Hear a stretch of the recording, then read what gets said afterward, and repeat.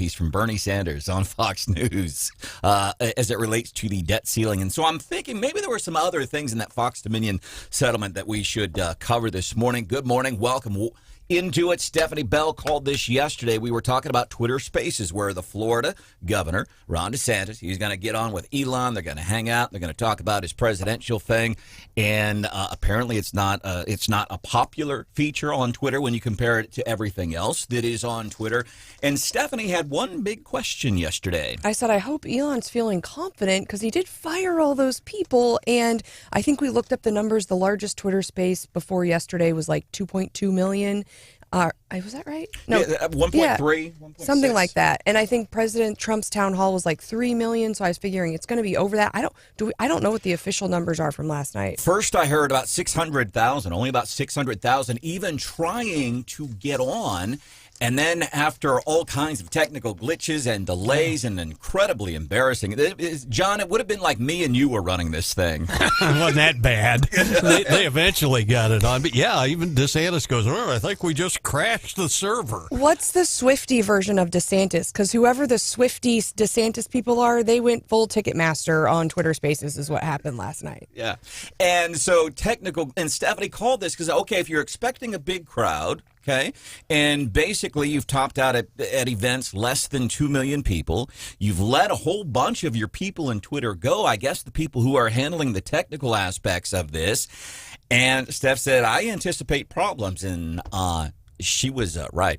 And I wonder, and I was yesterday, I'm like, hey, I think this is cool. It's just the next thing. And that's kind of out of the norm for me. I'm old-fashioned, non-tech guy. I thought, yeah, this is cool. This is embarrassing for Ron. Really, it's embarrassing. And you wonder what the future is for people who are wanting to make those types of announcements. I think what we will see is they will flip it because he basically went on Fox right afterwards and said most of the same stuff. And so I think if I'm looking at making a major announcement, I probably do the Fox thing first and get it out of the way and then be like, hey, now I'm going to go on Twitter Spaces just in case, it crashes. But ultimately, I think if you hung around long enough, the content from the actual interview was really good. It was interesting. It was a long form. It went for a really long time. DeSantis answered a lot of questions.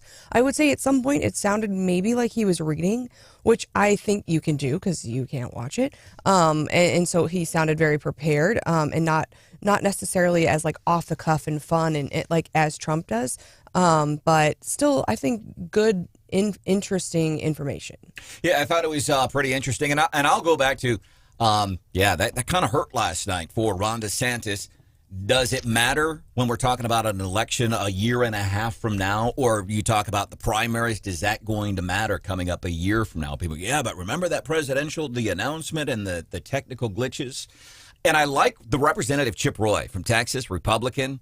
I like his take on it because they kept talking about technical glitches and problems and the delayed start. Governor DeSantis has proven that he's got a track record that works and the American people are following. And you saw that with the enthusiasm tonight that temporarily broke Twitter. So Chip Roy's take, there were so many people trying to get on there. They Taylor Swifted it. Yeah, and that's what the DeSantis people are saying, too. We're so popular, we broke the internet. Also, we raised $1 million within an hour of the Twitter space. So I think that's their story, and I think ultimately this isn't going to matter. And I think, what we know from DeSantis is he's not afraid to fight, the big guys. And this was a middle finger to, mainstream media, traditional ways of doing things. And I think it made a statement. I think ultimately people will forget the glitches. Well, and that's what I hope. I think he's an incredibly fine candidate. I also think Senator Tim Scott from South Carolina, I think he is a great candidate, too. I thought it was interesting that mainstream media recycled this literally almost immediately within their headline news shots, and then they all started taking shots at the technical side with the MSNBC guys calling it a fiasco and awkward and all that. So I think he made more impact in a positive way than he did in a negative way. Well, as a matter of fact, Stephanie and I, we were at a fundraiser last night. We're hanging out with State Senator Caleb Rowden and Lieutenant Governor Mike Kehoe, Secretary of State Jay Ashcroft, Treasurer Vivek Malik was there. Governor Mike Parson was at this event. We're going to share. There were some really cool things, by the way, said last night as it relates to the state of Missouri and how we are doing when it comes to infrastructure and how we are moving forward. We are going to be sharing some of that with you this morning. But I have that same take, John. So, Steph, we're at this event and keep getting these news alerts, and I'm like, everybody's just focusing on technical issues. I'm like, is that really the big thing here? You've got a guy who's well known throughout the country announcing that he's running for president, and everybody's running with technical glitches. And part of it, I go, okay, yeah, so we knew he was going to announce that he's running for president. Maybe that's not the big story, except that it was official. But everybody, technical issues. See, I was getting texts saying you totally called it. You were right. I should have placed $1 million bet, apparently. Or at least a week's worth of producer Hannah's salary, because she's always akin to put. Have you ever? Not willingly. But have you ever lost a week's worth of your salary on bets we've made here on the show? No. All right. So we're batting 100 there this morning. As a matter of fact, when Stephanie came in last night, first thing I said, Stephanie, did you see this? You were right. You called this, man. I think one of the best parts after, and by the way, Twitter having a field day with this. I would bet there were more Democrats watching that than Republicans, and I don't know why I think that. I just because they are ready to pick, ready to attack. We got to watch this thing. Oh, I know the people here in mid-Missouri who had like 32 computers open to get their Twitter spaces, and I just imagine what Mar-a-Lago looked like, because I think it was like Trump's people all trying to get on to crash it, to be like, we're going to take this thing down. So here's what all those people at Mar-a-Lago were doing. They were putting together a fake video. Welcome to our Ron DeSantis Twitter space. Hello? Is my microphone working correctly? George, can you just wait while we... Hello? Can you hear me? I can hear you fine, George. Just speak to the I don't think George knows how to use Twitter. So anyway, guys, I just wanted to announce that I'm... Okay. So they're purporting that this is some of the behind the scenes, what was happening during the technical glitches. It's like a parody. It's posted on the real Donald Trump account. But yeah, I think George is George Soros, so you can see who's on there. The devil's on there. The FBI's on there. And then it gets really good. I can hear the governor very well. Shut up. Would you please shut up already? I'm running for president, okay? Well, that concludes our Twitter space for today. Thank you to all of our... Hold your horses, Elon. The real president is going to say a few words. The devil, I'm going to kick your ass very soon. Hitler, you're already dead. Dick Cheney sounds like you'll be joining Hitler very soon. Klaus Schwab and George Soros, I'm putting both your asses in jail. And Ron DeSanctimonious can kiss my big, beautiful 2024 presidential ass. Trump 2024, baby. Let's go. You know, not bad. Didn't crash once. Wow. I thought it was clever. He had that thing teed up, ready to go. And that's what Trump is good at. I wish he could be better at getting those undecideds and maybe even switching some progressives by simply pointing out facts that have happened over the past 2 years since Joe has been in the White House. 874-9390, 874-9390. I was intrigued by DeSantis's decision to use Twitter Spaces yesterday, because if we're going to stereotype, Republicans, trend a little older than, Democrats, and older folks, not to stereotype, but looking at you, Martian Rathert, sometimes have technical disadvantages. Yeah, but how old's DeSantis' tech team, would you want to bet? Yeah. And DeSantis is only just a few years older than Stephanie Bell, by the way. He's younger He's than... 28. Ron DeSantis is only 28 years old. I think he's like 43 or something like. So he's compared to a lot of people we see in politics. 43. He's a spring chicken. He's 44. 44 years old. He's a young pup. It'll be interesting to see polling a week and a half, 2 weeks from now. In St. Louis years ago, a young lady by the name of Tina, she'd moved from Tennessee. She was born in a racially segregated hospital to a very poor family, several kids. Family moved to St. Louis. And here in Missouri, spent a lot of the years growing up. This young Tina meets a dude by the name of Ike, and they start getting their start in some clubs in North St. Louis area, and then they start touring nationally. And Tina Turner dying yesterday at the age of 83. She had a long illness. She died. She had switched her residency to Switzerland. But I thought one of the coolest things, what Tina Turner did back, so she was popular 60s and 70s. You didn't hear from her for a while, and then I think it was like the mid-80s. She had this resurgence, and then there was a movie about her. And, of course, everybody knows how vocal she was about how abusive Ike Turner was to her. And what was really cool, because here, for younger folks, they may not know, that stuff you didn't talk about. You didn't talk about that publicly.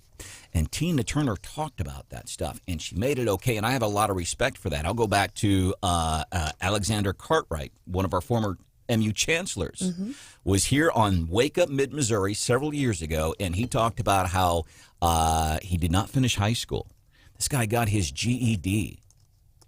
And I thought it was amazing that he shared that. I didn't drop out of high school. I just never went back, but I got my GED, and I told very few people, was never public about it. But he said it, and he made it okay, and then it made it okay for other people to say, okay, yes, I didn't finish high school, but here's where I am today. I got my GED, and I'm doing okay. And I thought it was incredibly cool that Tina Turner was able to do that back in the day. And she said basically it was her faith, and she was a practicing Buddhist, and that's one of the things that gave her the strength, gave her the courage to leave Ike Turner. Born and raised here. And by the way, Keith Kachuk, or not Keith Kachuk, I think it's Matthew Kachuk. He plays for the Florida Panthers, NHL hockey team.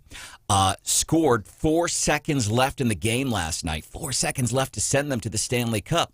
Matthew Kachuk from Missouri. Jason Tatum, who he actually went to high school with. He's in the semifinals with the Boston Celtics, also from St. Louis. I thought it was just cool little stuff.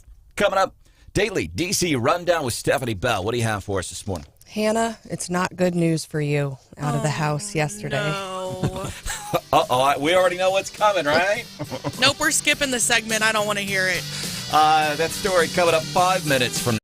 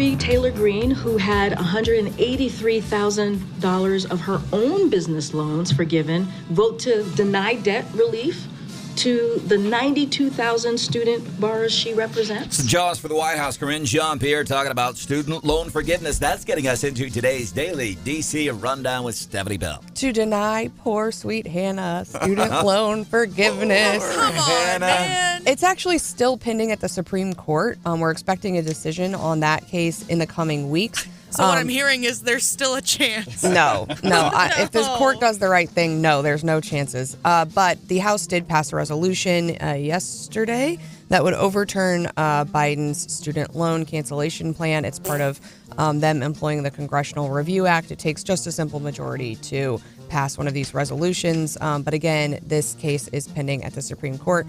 Again, if you're not familiar with the program, it would cancel up to $20,000 in federal student loans. But again, there are people like Hannah who could probably use the extra cash right before her big wedding. But there are people I know who are driving luxury cars and going on luxury vacations and hanging on to those low-rate student loans that it would also benefit quite handsomely. That would help Hannah getting ready for her wedding coming up on Memorial Day weekend. By the way, there are two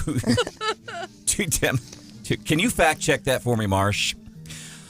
Two Democrats in the House, by the way, voted with Republicans on this. We're going to have that coming up at 7:10. And I think if it had some sort of income limitation, people would be more receptive to that. But right now, it benefits everybody. Well, and I think the other distaste for it is, number one, it's taxpayer dollars. Number two, it's just not teaching people responsibility. Go say, okay, I'm getting a loan and I'm going to pay it back. And now we're going to forgive it. It's bad politically, it's bad personally, and it is bad policy socially. President says he'll veto it. Yeah, and it would take a 2/3 majority, I think, to override the veto. So that's not going to happen.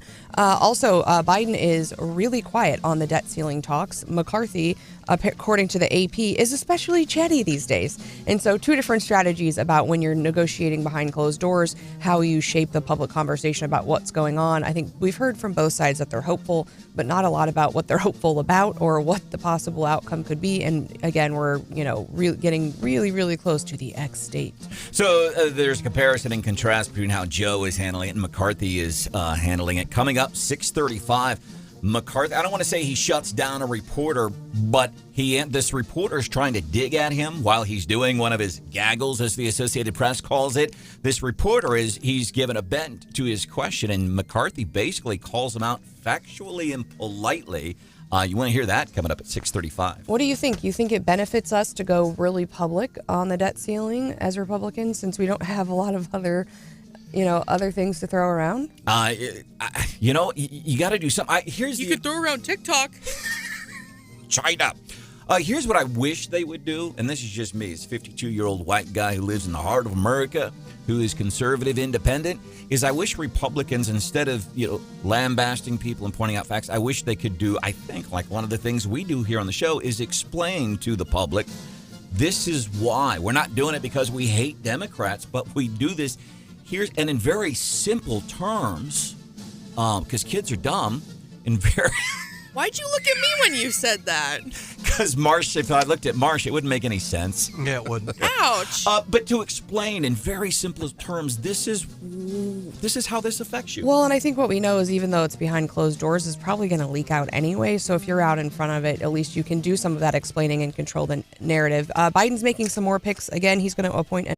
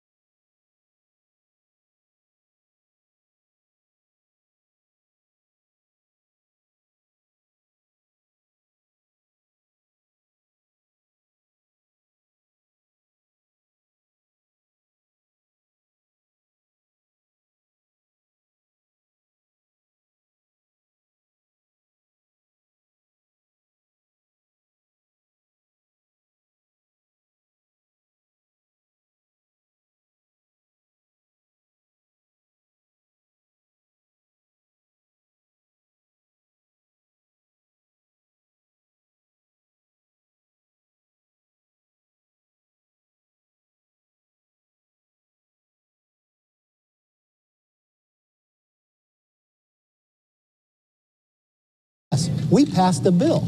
You need a bipartisan bill now. So you get to yes on a deal that will take Democrats. Thank you, because you just identified the problem. No Democrats. Nothing has happened in the Senate. I'm not a senator. I don't control the Senate. Why didn't they pass something? House Speaker Kevin McCarthy politely pointing out to a reporter, and it sounded to me like that reporter had a bent, but you got to have bipartisan. Yeah, I know. Talk to the Democrats. I love that. Still nothing there with the debt ceiling negotiations. By the way, June 1st is coming up. What is that, 1 week from today? It's coming soon. And that's when the world is coming to an end. World is coming to an end if nothing happens there. And I suspect Aaron Hedlund, I do kind of want to repeat something that economist Aaron Hedlund said here on the show yesterday. He felt like, yeah, probably something's going to happen. Did you get that same impression, Marsh? Yes. Yeah, I thought it was, because waiting for the other shoe to drop kind of thing. Maybe. Yeah, and hopefully we're all right on this, but we compare it with any kind of budgetary battles over the years and say, oh my God, this is going to happen. And both sides get on the TV and yell at each other, and here's why this is going to happen. Here's why we need this to happen. And then we're all just sitting here like little kids in a divorce being swapped in a custody exchange on a Tuesday night, because that's your one night with a kid. We're just like, what the hell's going on here, man? But I think one of the questions is, when is it going to happen? I'm hoping that people are like me and they're like, I don't want that hanging over my head over the holiday weekend. So maybe we could wrap this up by Friday and we don't wait till the deadline.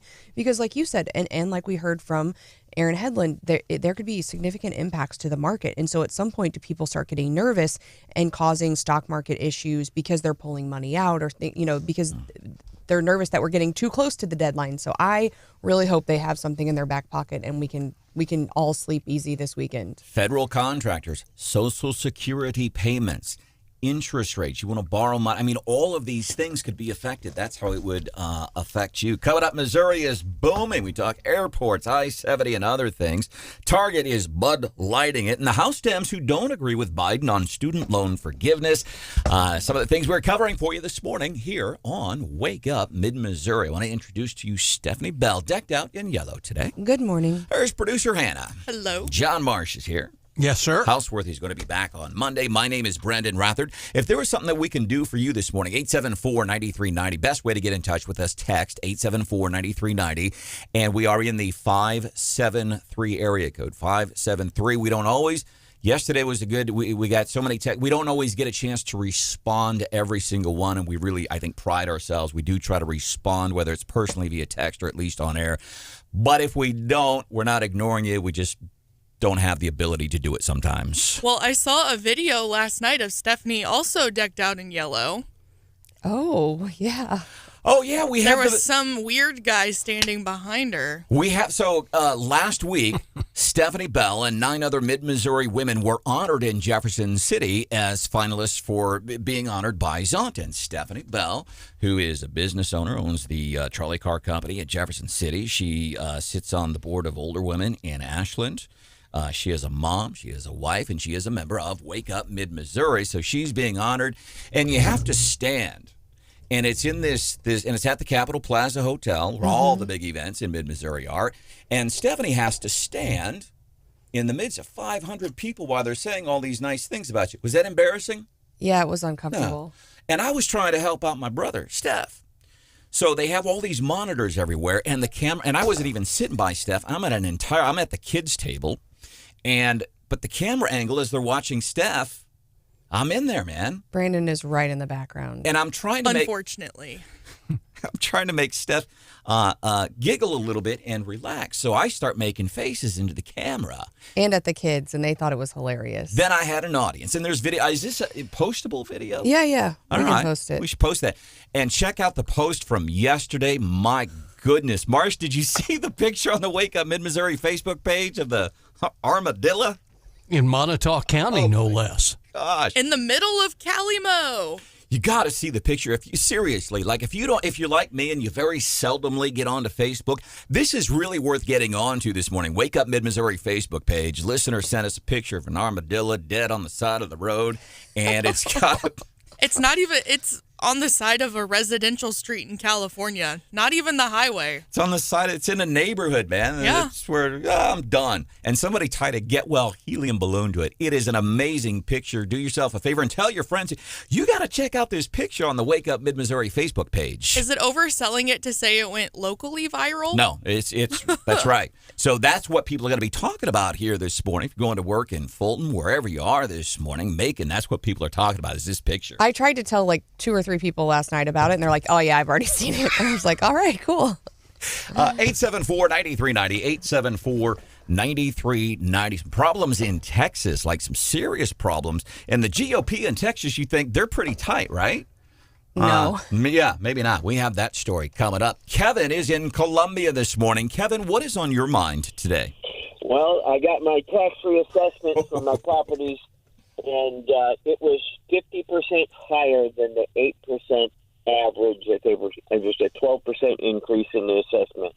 Ouch. So, yeah, that 8%, I guess, was just an average. So some people may have some even higher than mine. Quite disappointing. You know, we never get to own our own property. Yeah, I got mine yesterday, too, and it was up. I'm going to have to do the math on it, but I thought that wasn't a great way to end my day, opening that up in the mail for sure. Yeah, it's pretty disgusting. Isn't that's heartbreaking? And I'm serious here, Kevin. You know, we can sit here and we complain about this, but I'm serious. Like, how did you feel? You get that mail, and you're getting the mail, and you open up the mail, and okay, what's this? And you open it up, and you see how much your property taxes have gone up. Like, how did you feel? Yeah, I felt betrayed by my legislatures and the people at the assessment office. And I'm afraid to fight it because they could say, oh, well, thank you for showing us. It's worth more. So, hey, brother, you got to just live with it. We know we feel your pain, and we're in your corner, okay? All right, take care. I really appreciate you. 874. But think what your net worth has now gone to. And the fact that when you got your tax bill in the mail, it basically said, well, you just worked for free this week. Yeah. Can my net worth be negative? Because I think that's where I'm at. Mine was for a long time. Who's ever in charge of the net worth, I owe you some money. I'm in the negative. I owe you some money. Texas Republicans, they typically, usually, like they got their stuff together, but not right now. Ken Paxton, Texas Attorney General, so he is to Texas as Andrew Bailey is to us here in Missouri, and I think he enjoys a little bit of national popularity. People know who he is because he's a strong fighter. But he's also been under fire for like committing crimes, and people in his own staff have alleged that he's done wrong things, and they left, and they wrote this letter, but now he's pointing the finger at other people.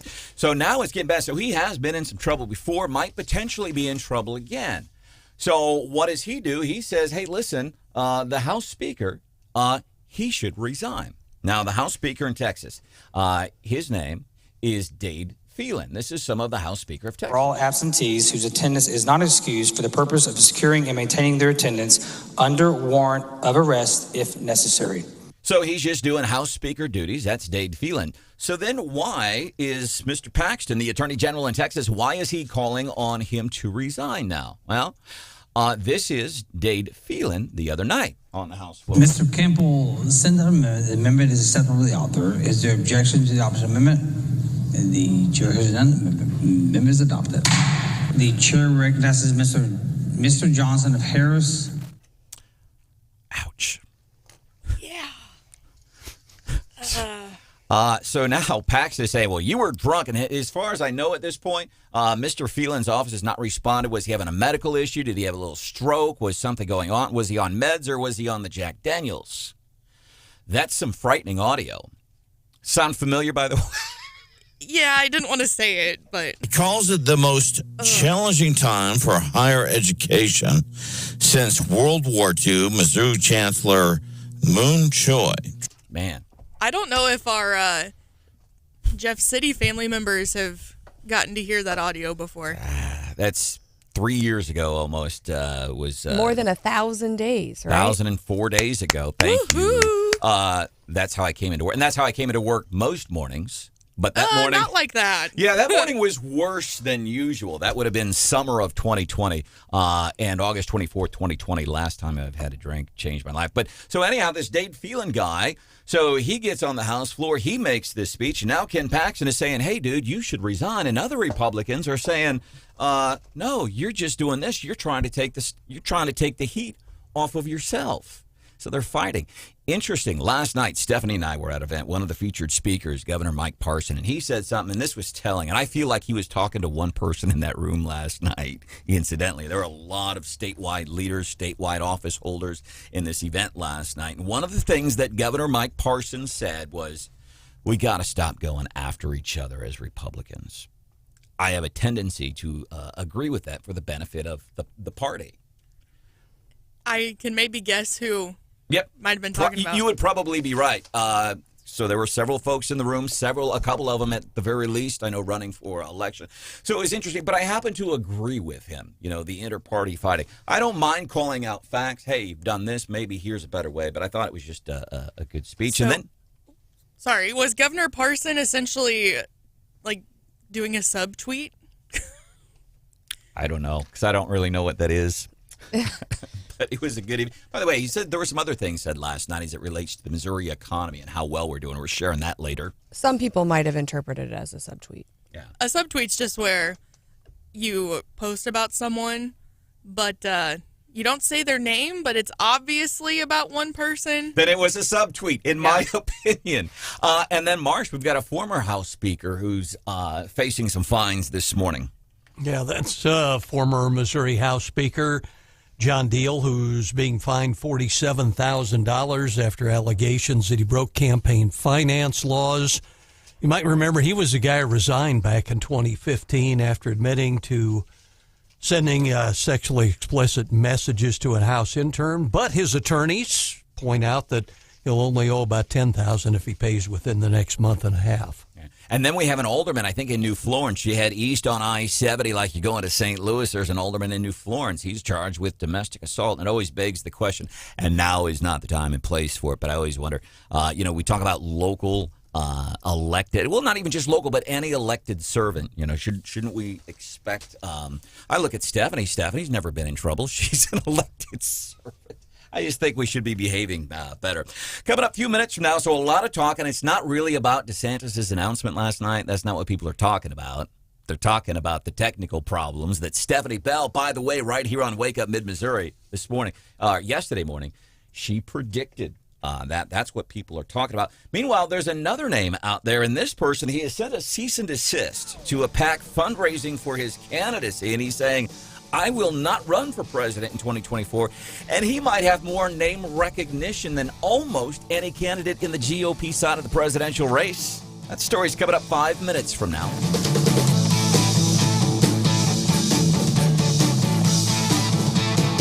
This is Wake Up Mid-Missouri, featuring Branden Rathert. To me, being a Democrat, I know that Democrat will take care of everybody. It's not just looking out for the rich. I'm running with the pack, running with the pack. I'm running with the pack, never looking back. You tried to beat me.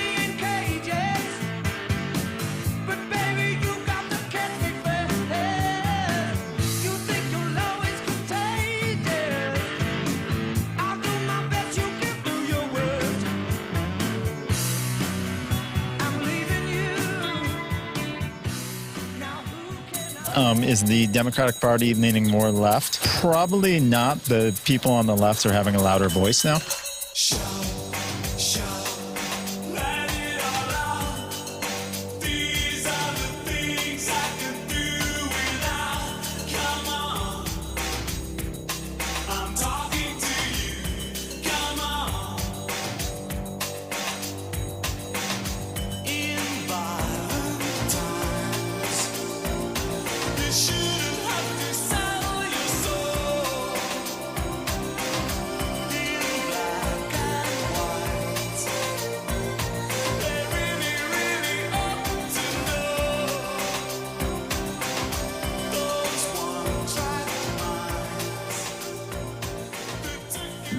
Is the Democratic Party leaning more toward the left? Why or why not? I don't know, though. I don't know if the party in general is. I think it's more of a reaction to Trump and some of his kind of hardline right-wing policies, and it's kind of forced the Democrats to take an opposite position. We come together 'cause opposites attract, and you know it ain't fiction, just the natural fact. We come together 'cause opposites attract. Who'd have thought we could be lovers? She makes the bed and he steals the covers. She likes it neat and he makes a mess. I take it easy. Baby, I get obsessed. She's got the money and he's always broke. I don't like cigarettes. I like to smoke. Things in common. The Democratic Party is leaning way left. They're going heavy radical left. Very extreme. All my soldiers march with me.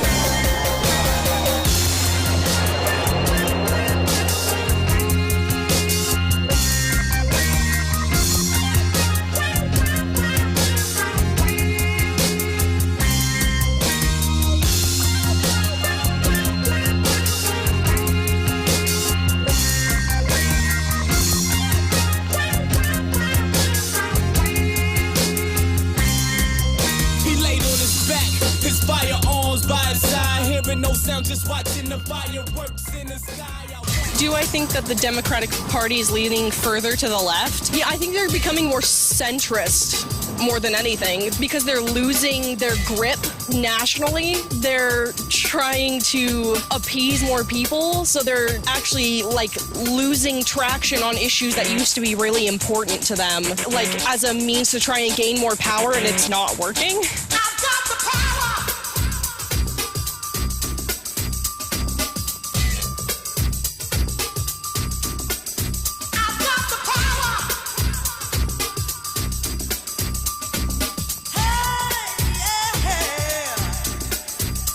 Like the gun of the whip, I snap attack, front to back, in this thing called rap. Thinking like a shovel, rhyme double on a heavily level. Bang the bass, turn up the treble. Radical mind, day and night, all the time. 714, flies the line. Maniac, radiac, winning the game.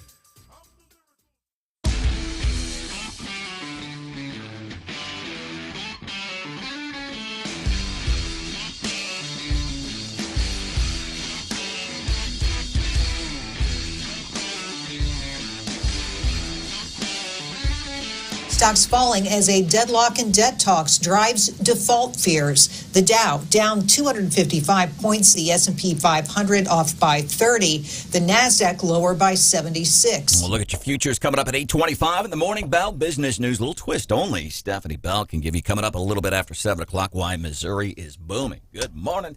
And welcome into the show. Glad that you could be here with us this morning. And I completely forgot I'm serious. What were we going to talk about here? Good. I'm not the only one then.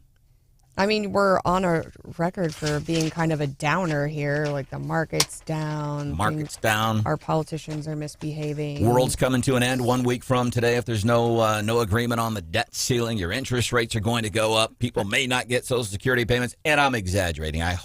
I don't think any of that is going to happen. Talking about the presidential race, Ron DeSantis, if you haven't heard last night, and Stephanie Bell, she called this right here on Wake Up Mid-Missouri yesterday. She says, hey, if they're expecting all of these people to watch this Twitter Spaces event, which is kind of like it's like a glorified phone call with a whole bunch of people on a party line. Like you live in a rural part in southeast Missouri like we used to have. It's like a bunch of people on a party phone line, John. That's an understanding of this 52-year-old guy.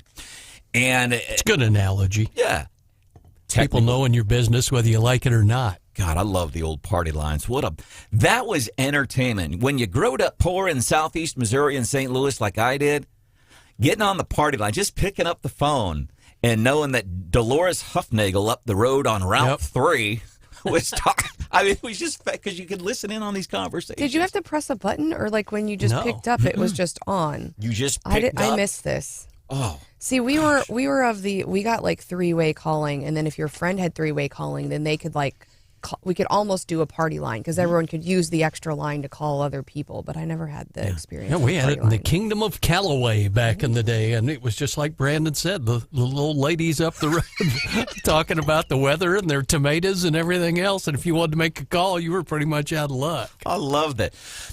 So a technical disaster to the start. One of the spins from Representative Chip Roy out of Texas. He says because that's how many people wanted to get on, he crashed the Twitter.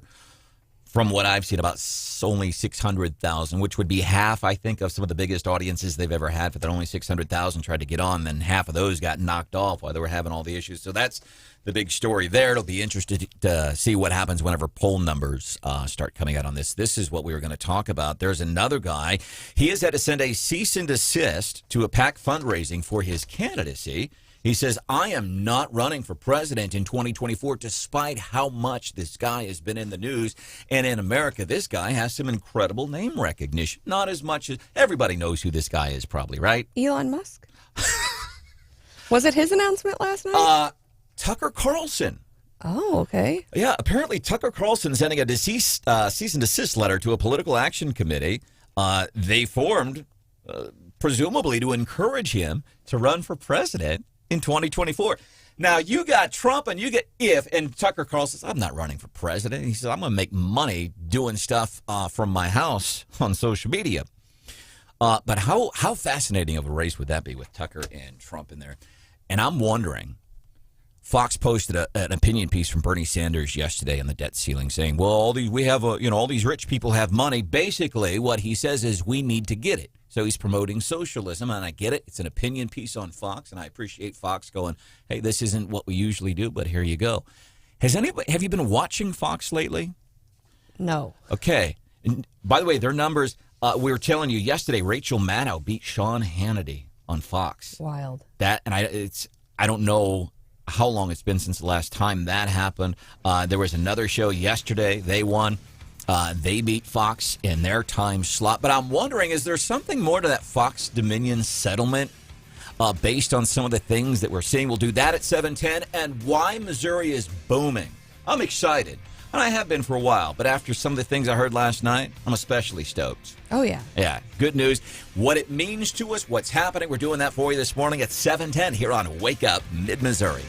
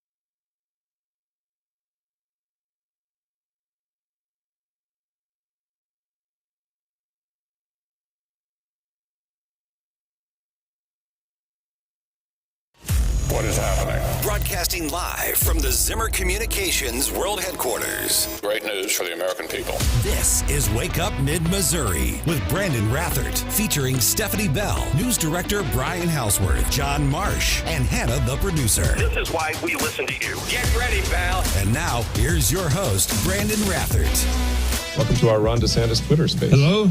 Is my microphone working correctly? George, can you just wait while we... Hello? Can you hear me? I can hear you fine, George. Just... All right, after yesterday's much riddled technical issues on Twitter. That cough grosses me out. I know. My headphones. Ugh. Man, that's what It was a productive cough, though. Just like the debt limit talks. Productive. I cringed the same way at that word, too. Productive. That is actually the one word I did not hear last night when it comes to negotiations with the debt limit. I know Kevin and Joe not talk, but apparently aides all talk. And I think they're getting ready to leave D.C., by the way. We're coming up on Memorial Day weekend. They're getting ready to leave D.C. June 1st, by the way, is Thursday. Ideally, they are going to get something put together. The best part of all these technical issues, Stephanie Bell called this on the show yesterday. She's like, hey, you're expecting this many people. You've let a bunch of people in your tech department go. How's this going to go? And Stephanie nailed it. That's a matter of fact, and it's a shame because that's the bigger story coming out of this morning. It's not what DeSantis said. It's not about, here's the policy, here's what I want. It's not that. It's the technical issues. It inevitably happens, whether it's like a court filing system, which people have taken down. My bar results, we were all on there clicking refresh, trying to figure out if we passed the bar, and we crashed, the court's website then. And they've, I think they figured that out. But Ticketmaster and Taylor Swift, you get enough people wanting to do enough things at the same time, and you think you're ready, but until you test it, you don't really know. And it didn't go so well last night. Here recently, the show Love is Blind that I've talked about before, they for their big reunion show at the end of season 4, they decided that they was going to be live. So Nick and Vanessa Lachey were going to host the reunion for Love is Blind. It was going to be live on Netflix, which I don't think Netflix had ever done before. But it was a major flop, and I think it took them an hour and a half to even get the show on the air. And at that point, it wasn't live anymore. And there was a bunch of really disappointed viewers. And people were mad, like cutting in with weather coverage in the middle of The Bachelor mad. I mean, mad about this thing. And that was just, 2 months ago? Really recently. In all the weeks that I've been watching MILF Island, they've never been cut into with live announcements yet. Oh, God. I don't know that anybody was that mad last night about the DeSantis delay. We'll call it a delay. I don't know that it was a full-on disaster.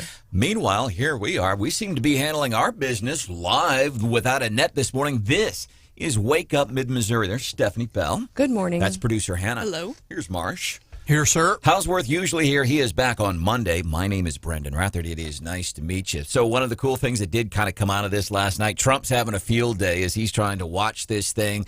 After the event, Trump puts out kind of a parody ad. I don't think George knows how to use Twitter. So anyway, guys, I just wanted to announce that I'm... Okay, I can hear the governor very well. Shut up. Would you please shut up already? I'm running for president, okay? Well, that concludes our Twitter space for today. Thank you to all of our... Hold your horses, Elon. The real president is going to say a few words. The devil, I'm going to kick your ass very soon. Hitler, you're already dead. Dick Cheney sounds like you'll be joining Hitler very soon. Klaus Schwab and George Soros, I'm putting both your asses in jail. And Ron DeSanctimonious can kiss my big, beautiful 2024 presidential ass. Trump 2024, baby. Let's go. Can you see Trump putting that on the campaign signs? Kiss my 2024 presidential rear end. I think it's already on a T-shirt. Yeah. Marsh, or a MAGA hat. I love it. Kiss my presidential 2024 rear end. Polling, it'll be interesting to see what happens with polling in a few days. Trump, obviously, huge leads over everybody right now. So that's the big story out of that. And DeSantis, he said what we expected he was going to say, but I think he was polite, didn't really take any digs or anything. Yeah, I think people who really were interested in DeSantis appreciated the longer form interview style, and they really dug down into some of the issues, talked about Disney, talked about things that he'd done in Florida. And so if you haven't had a chance, and I don't know if on Twitter, this is weird. I don't know if on Twitter there's like an archive Twitter Spaces where you can go back on Twitter and watch it. I do know I was able to go to YouTube and someone had like screen recorded it off of Twitter. A bootleg announcement. So then I could rewatch it because I was like, how do I watch this if I missed it initially? So if you're looking for it, but it is, if you're interested in DeSantis' policy and in how he handled the questions, I will say in a few instances it did sound like he was kind of reading off of it. It didn't seem very like.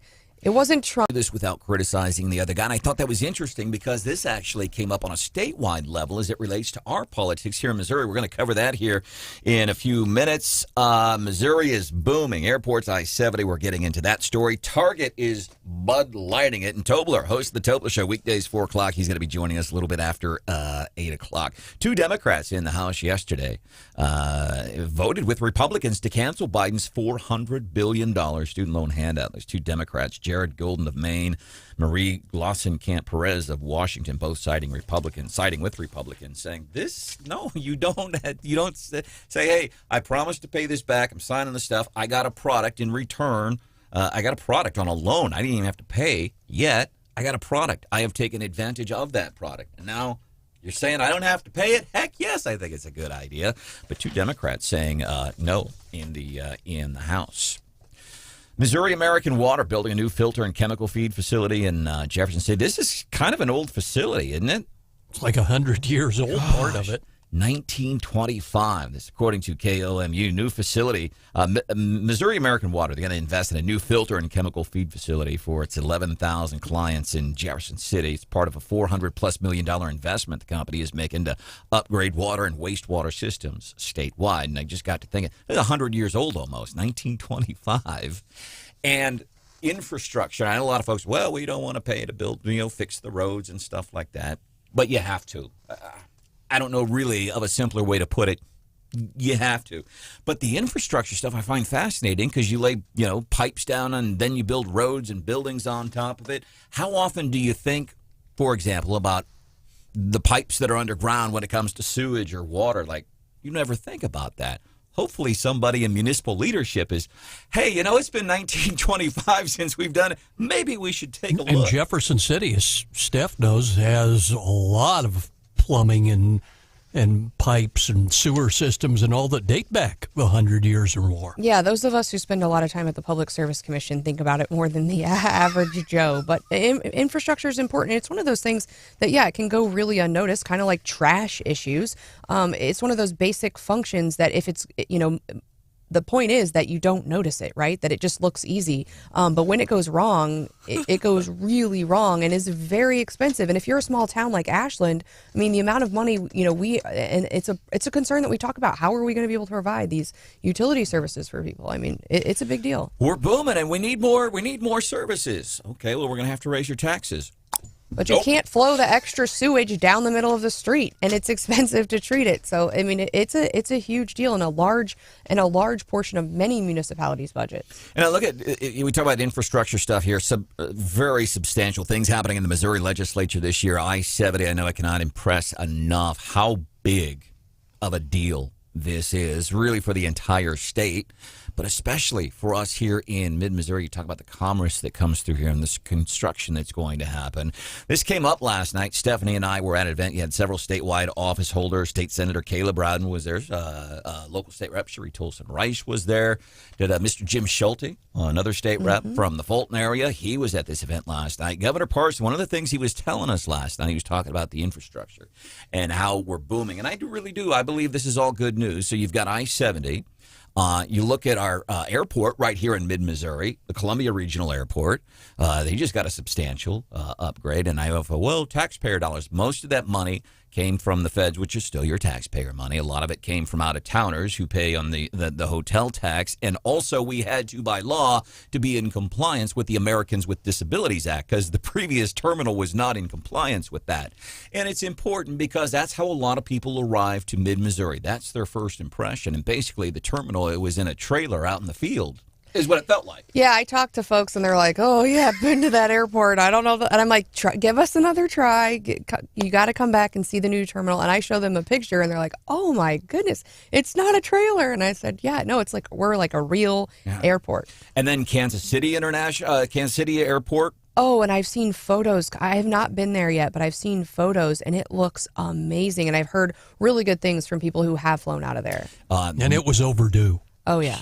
And then Lambert Airport getting FAA approval for a new combined terminal and more parking as they're expecting numbers to skyrocket there. And I think not only what we've heard from airport manager Mike Parks here, and what we're hearing in Kansas City is not only are you attracting and welcoming, flyers to your town, it's all about the airlines as well, because they go to these conferences and it's basically like speed dating, and they're trying to say, look at our new terminal, don't you want to come in here? And so that is giving, especially in Columbia where we need additional flights, and I know Kansas City, a lot of people knock it right now because it doesn't have a ton of direct flights.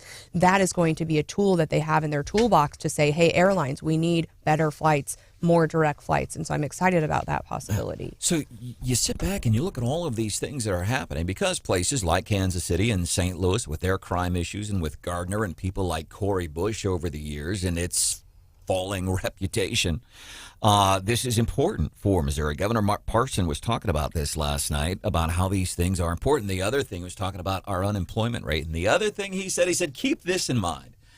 Whenever Joe Biden gets out and talks about like unemployment numbers and how well we're doing with a lot of things, the reason that on a national level some of those numbers aren't as bad as they could be, it's because of the numbers where? In the red states. In red states. And things like this pisses Joe off. Sure, okay.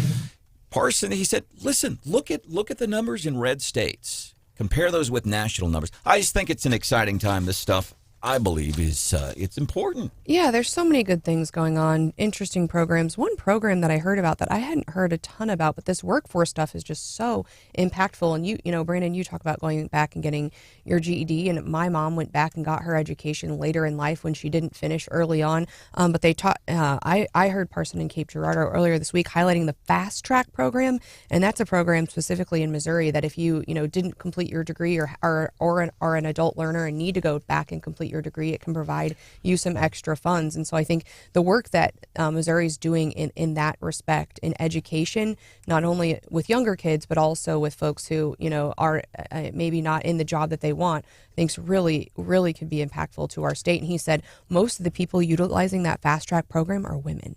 And a lot of them are getting into healthcare, which is where we need those jobs. So excited to hear about things like that going on. And I think about it as I've followed economic development, whether it's Boise, Idaho, Pensacola, Florida. You get a lot of these folks that get in office. We need to bring in a factory. We need to bring in new jobs. Missouri's take has been we need to educate the future workforce, then bring these people in. Because that's these companies, when they relocate, they want to open up shop in your town and dump money in your town. They're looking at, okay, what kind of workforce? That's one of the first things they look at. Yeah, and I think they're really focused on, what questions are these folks asking? What kind of skills do we need to attract these people? And so it's not just about like giving everybody a business major and sending them out into the world. It's asking, those companies, what kinds of, what sectors are we lacking in, like healthcare, and how can we incentivize people to go into those industries where we really need more people? By the way, the Trump parody we play, we'll highlight it again for you this morning. Trump parody following the disaster from DeSantis last night on Twitter. Technical disaster. Wasn't his fault. Rebecca text 874-9390. She says, this parody y'all are playing is killing me. We appreciate you being a part of the Wake Up Mid-Mo family. What do we have for What's Hot with Hannah today? Got some bad news for some ice cream cone lovers. Uh-oh, Joe Biden's going to be bombed. Story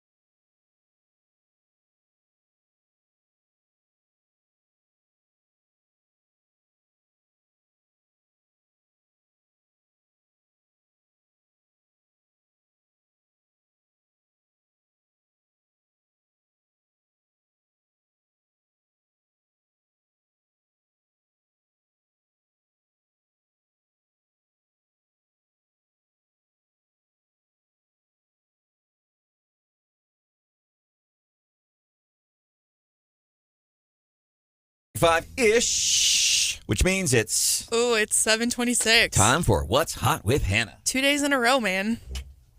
Ouch. Hopefully they'll let me back here tomorrow anyway. Well, you can celebrate tomorrow if you are here with an ice cream cone from Dairy Queen. But if you're a fan of the dipped flavors, you might be a little disappointed next time you go to order.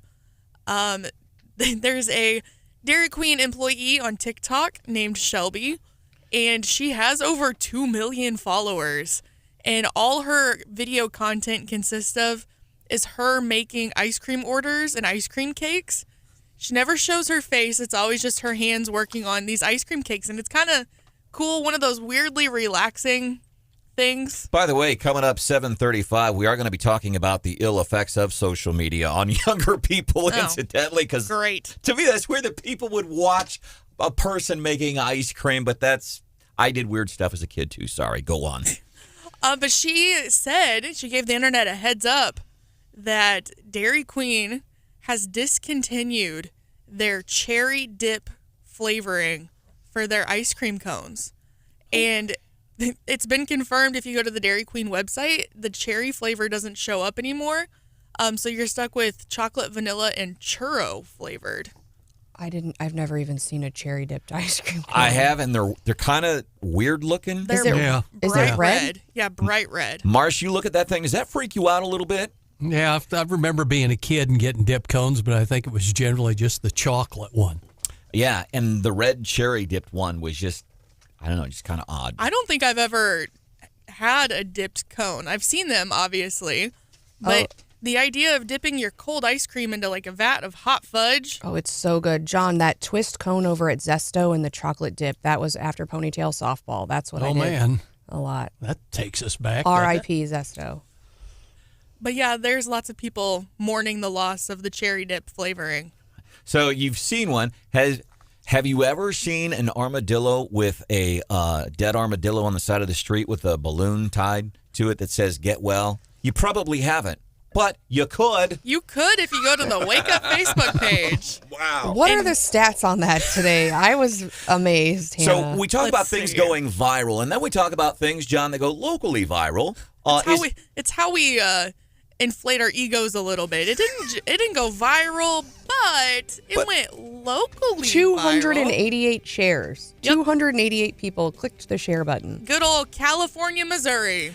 You got to check it out. Go to the Wake Up Mid-Missouri Facebook page. It's a picture from California of a dead armadillo on the side. Poor armadillo. Poor armadillo, and it got a balloon tied to it, just floating around in the air. It says "Feel better soon."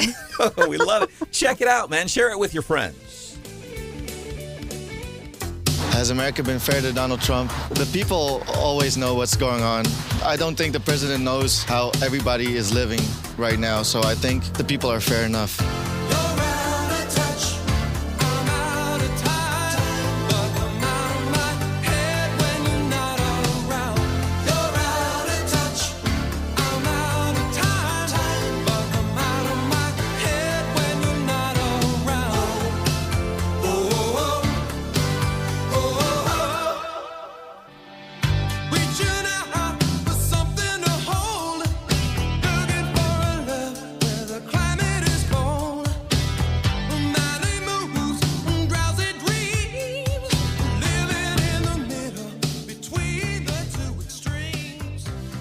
Has America been fair to Donald Trump? It's similar to WWF as a child growing up, and they just played these sides where it was all scripted and manipulated by the people behind the curtain, dictating the outcomes of who's going to be champion.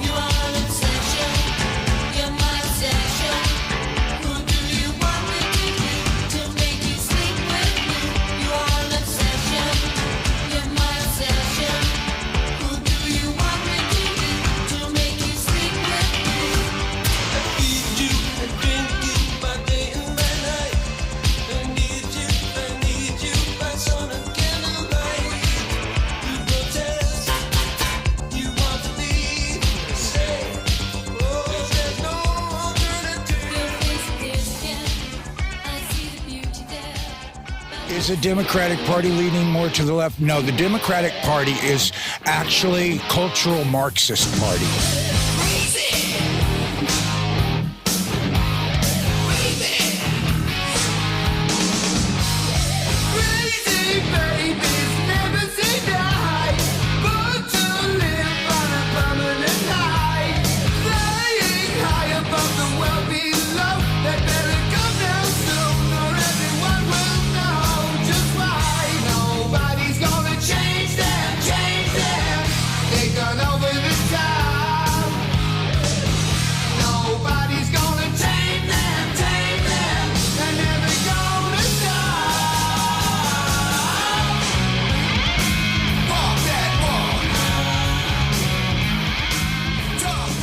It's the Democratic Party leaning more to the left, in my opinion. I believe all politicians are basically taking money. They'll lean whatever way they can to get money put in their pocket. Go on, take the money and run. Go on, take the money and run. Go on, take the money and run. Go on, take the money and run. Billy Mack is a detective down in Texas. You know he knows just exactly what the facts is. He ain't gonna let those two escape justice. My favorite news subject to talk about is politics with history mixed together.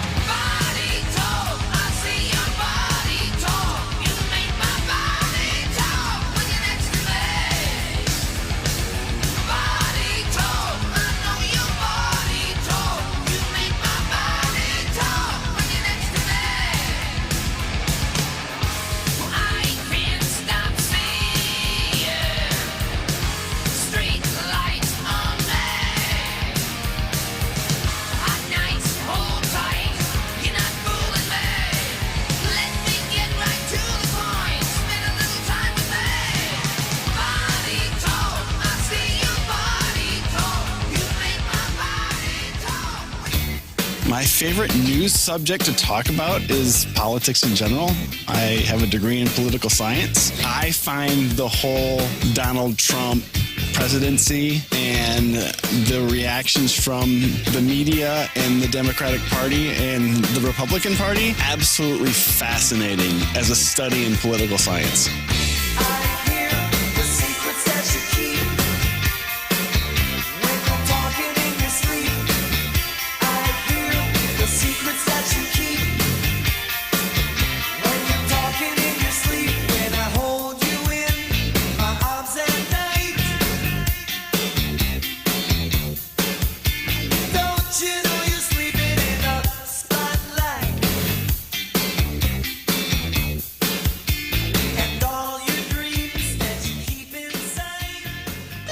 My favorite news subject to talk about is I like the local news because it doesn't get into all these politics and actually tells you what's going on in your neighborhood.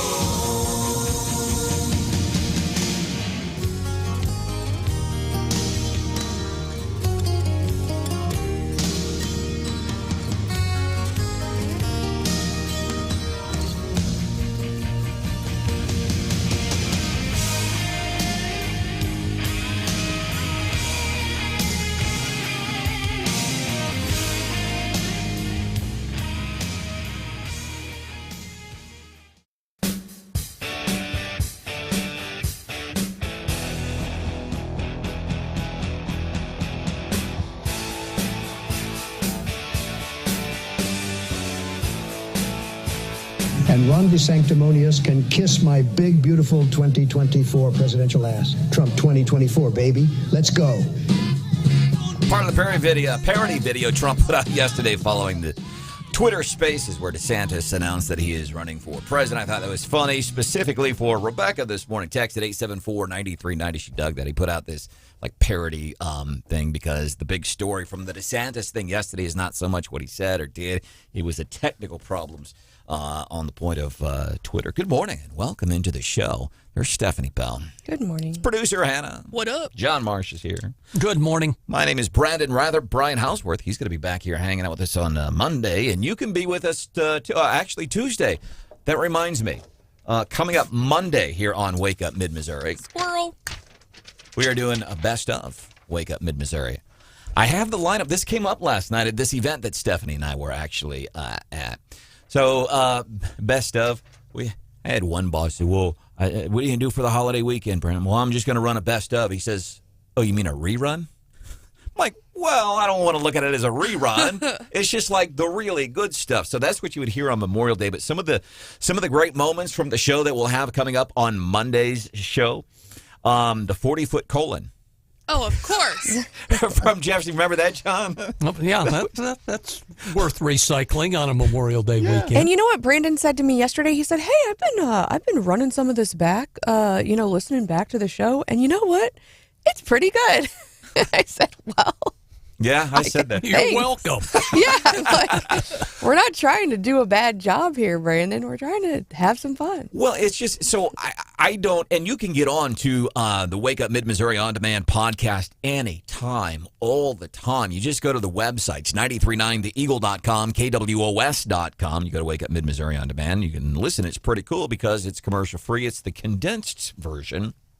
And you can go and listen to these. So we're listening back, compiling a special show for you here on Monday. And I'm listening back to this stuff. So I don't ever get to listen. I don't ever get to listen to this show, ever. And I wish I could, because it seems like it's a really cool show. I just don't get to listen. But I'm listening back to some of it, and I got it. And I don't mean this to be a humble brag or anything, but it was just kind of like, man, we kind of sound good. I'd actually listen to this. I would listen if I had the chance. Even if they weren't paying me. Yeah. I'm glad. So the 40-foot colon, that had to do with the inflatable colon in the Capitol. What a field day we had with that. Biden wants to lay eggs. That's another segment you'll hear on Monday.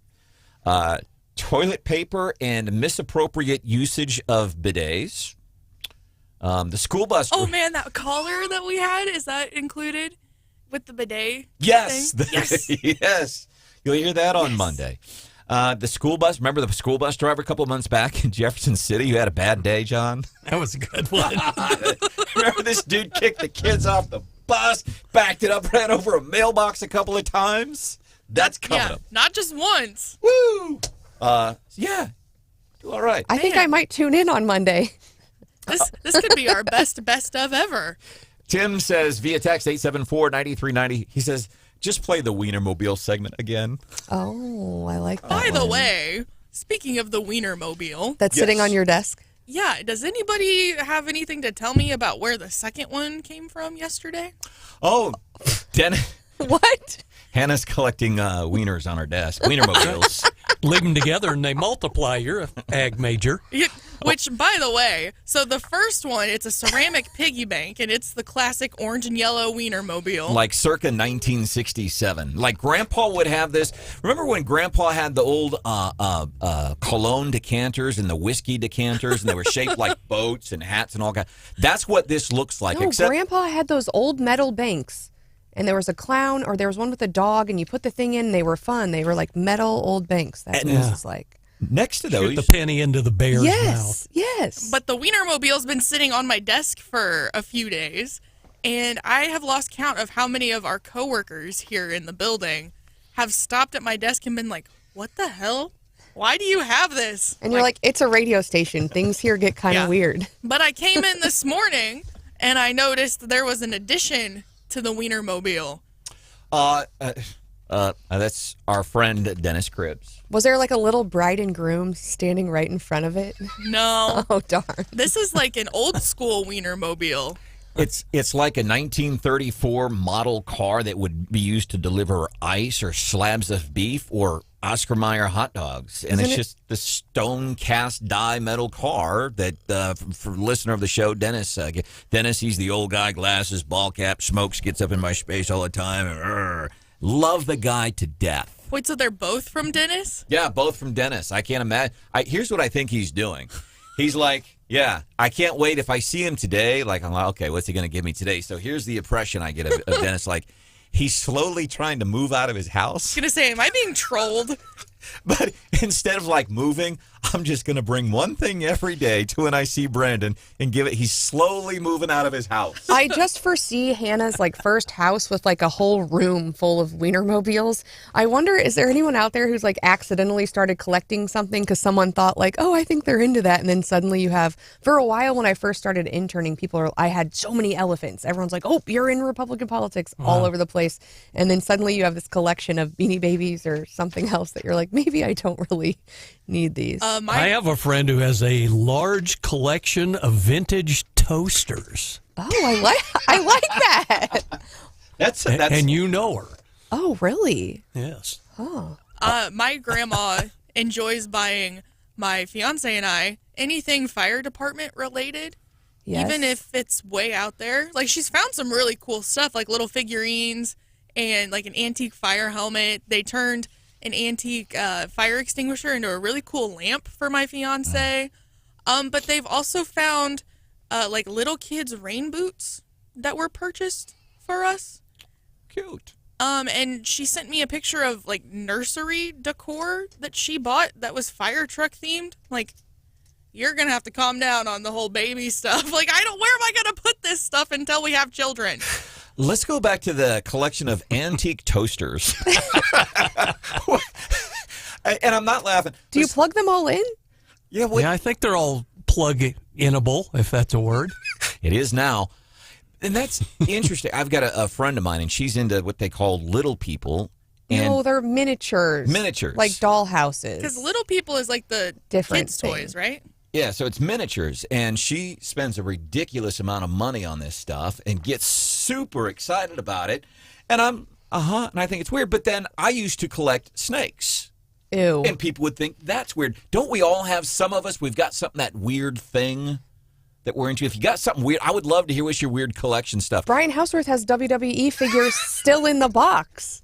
We found that out about him. I'm not surprised. But yeah. 874-9390 if you'd care to offer up something via the text. Odd thing you collect or odd thing you know that somebody else collects. Oh, I was organizing last night and I opened up my jewelry box. The number of lapel pins, the movie with the flare, I could fill out an entire name ring with like, and I never wear them, but like you can't throw them away, right?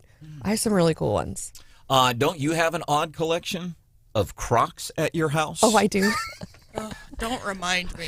I didn't think they made those things anymore. You know, you think you know someone, and then you find out that they are a fan of Crocs. We might unveil the number of Crocs currently in my house at some point this week. Stephanie Bell is the most fashionable person that I know, and she is a Crocs fangirl, and I can't get past it. 874-9390. We're in Gladville this morning. That's where we find Evan. Evan, what you got on odd collectibles? Hello. I got an aunt that likes to collect frogs. Like live frogs or stuffed Not frogs? live frogs necessarily, just anything frog related. And I once went through her house years ago, just counting, and I know I got up to 200, I think. Wow. And they've only gone up since then.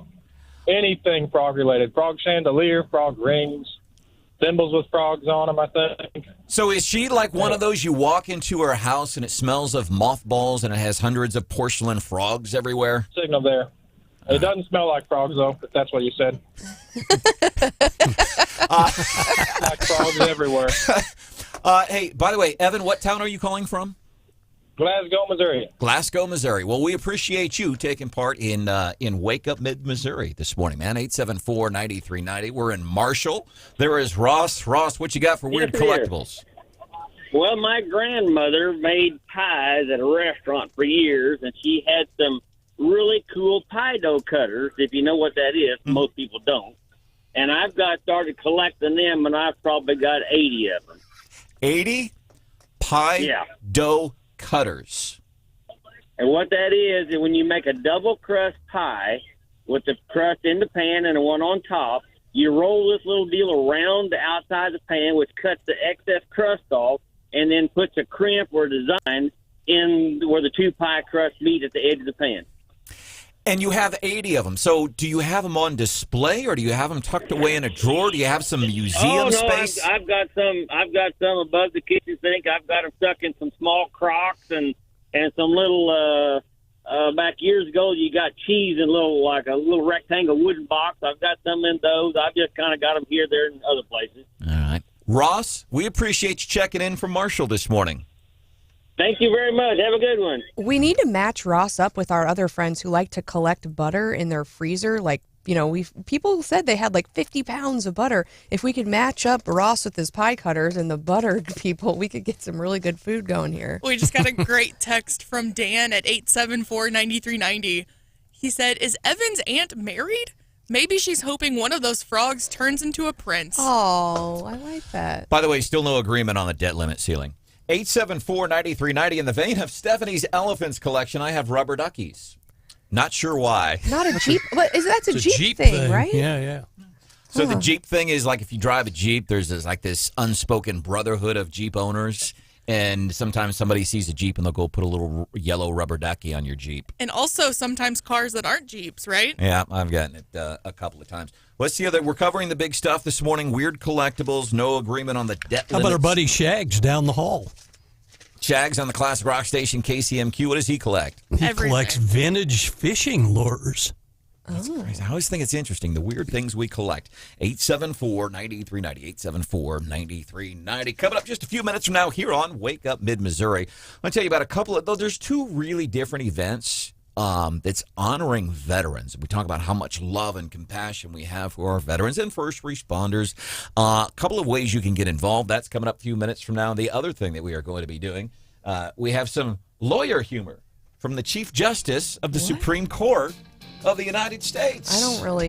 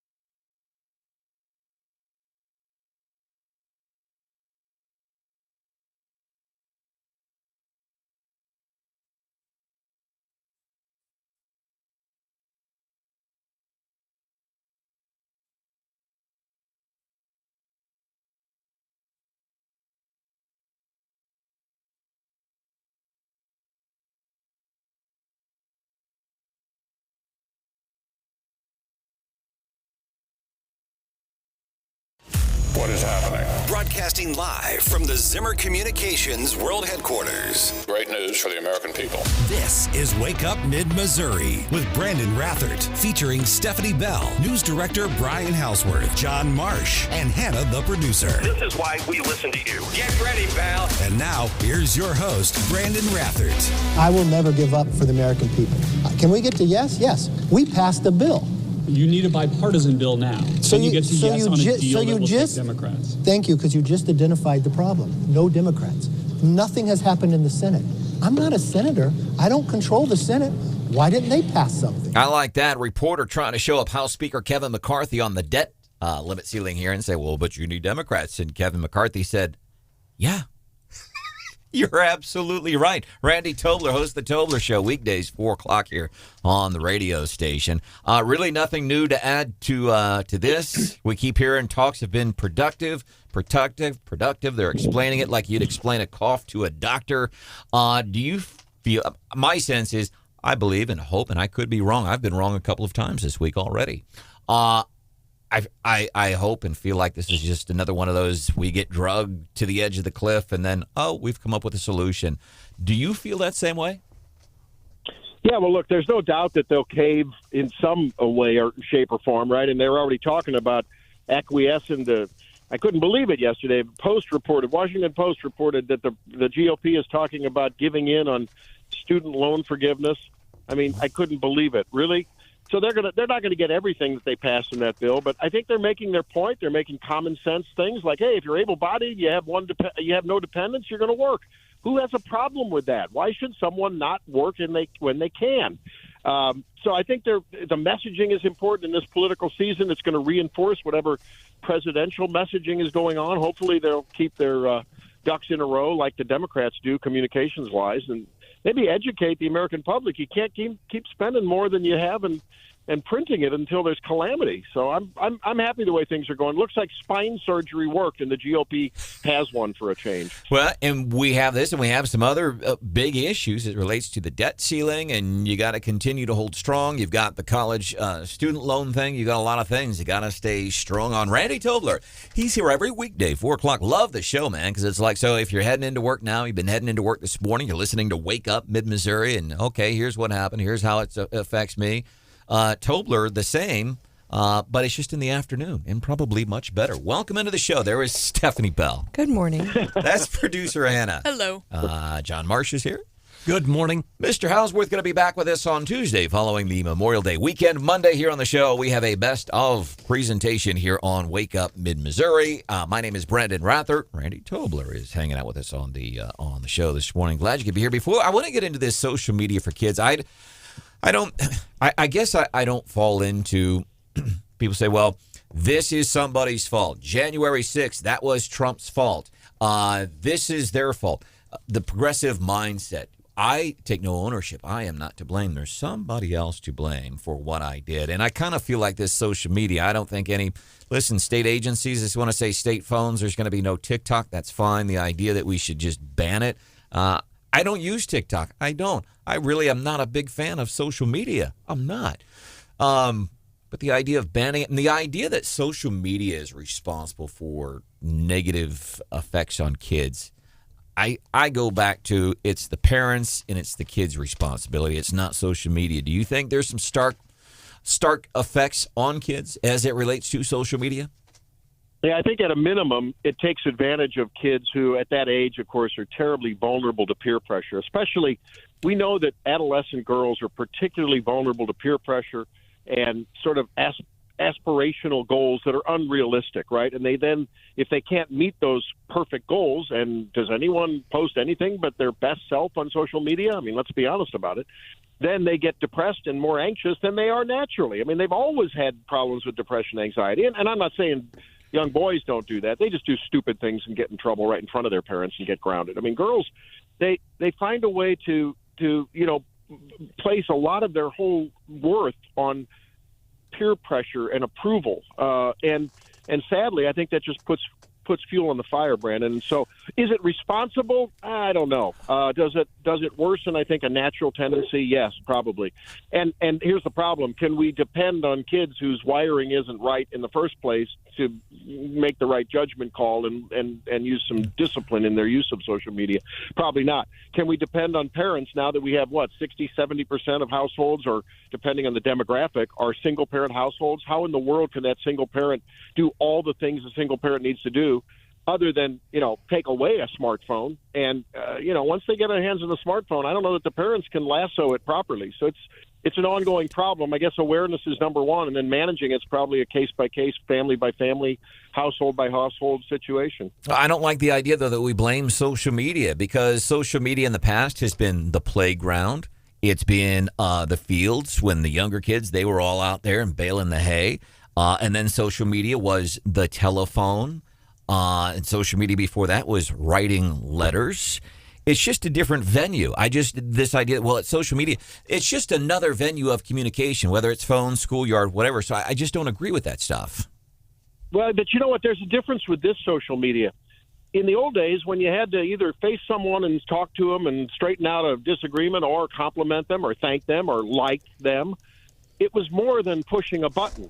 It's too easy to either give or accumulate likes that become meaningless in one sense. I mean, they are truly meaningless. I mean, it's too easy to like, but highly prized. I mean, they're like the Holy Grail. I only got 5 likes on my post. No one likes me. That didn't happen. That opportunity wasn't even there to accumulate that many likes easily in the past. And I think that's the problem. It's gratuitous affirmation that social media affords, and that's a problem. So my understanding is then, Hannah, I acted like a 13-year-old girl this morning when I was bragging about the number of hits and shares and comments we got on our Wake Up Mid-Missouri Facebook page on the dead armadillo with a balloon tied to it from California. So I sound like a 13-year-old girl. I'm like, oh, look at the number of hits and shares we got. Yeah, but that's not that different from any other day. Yeah, but there's a big difference. Hopefully these are adults that are making a call like, I don't push the like button every morning on every post that Wake Up Mid-Missouri puts, but that was a good one. And by the way, I thought it was fantastic, Brandon. You didn't put Photoshop. You did. I didn't. I didn't. That was fantastic. No, my mother-in-law sent that to me. I had nothing to do with that except say, loved it. We should post that. That was the extent of my involvement on that. We should post that. And there's a difference. But now I think some adults can get into sort of an addiction to the social media and the affirmation by that mechanism too.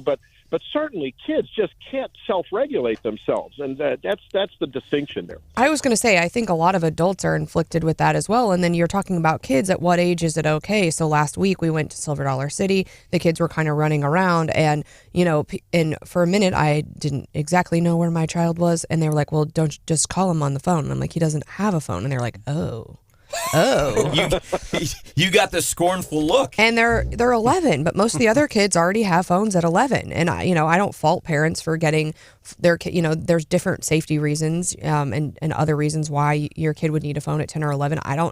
Right now I don't feel like he needs a phone, but I know I'm within probably a year of being forced into that choice.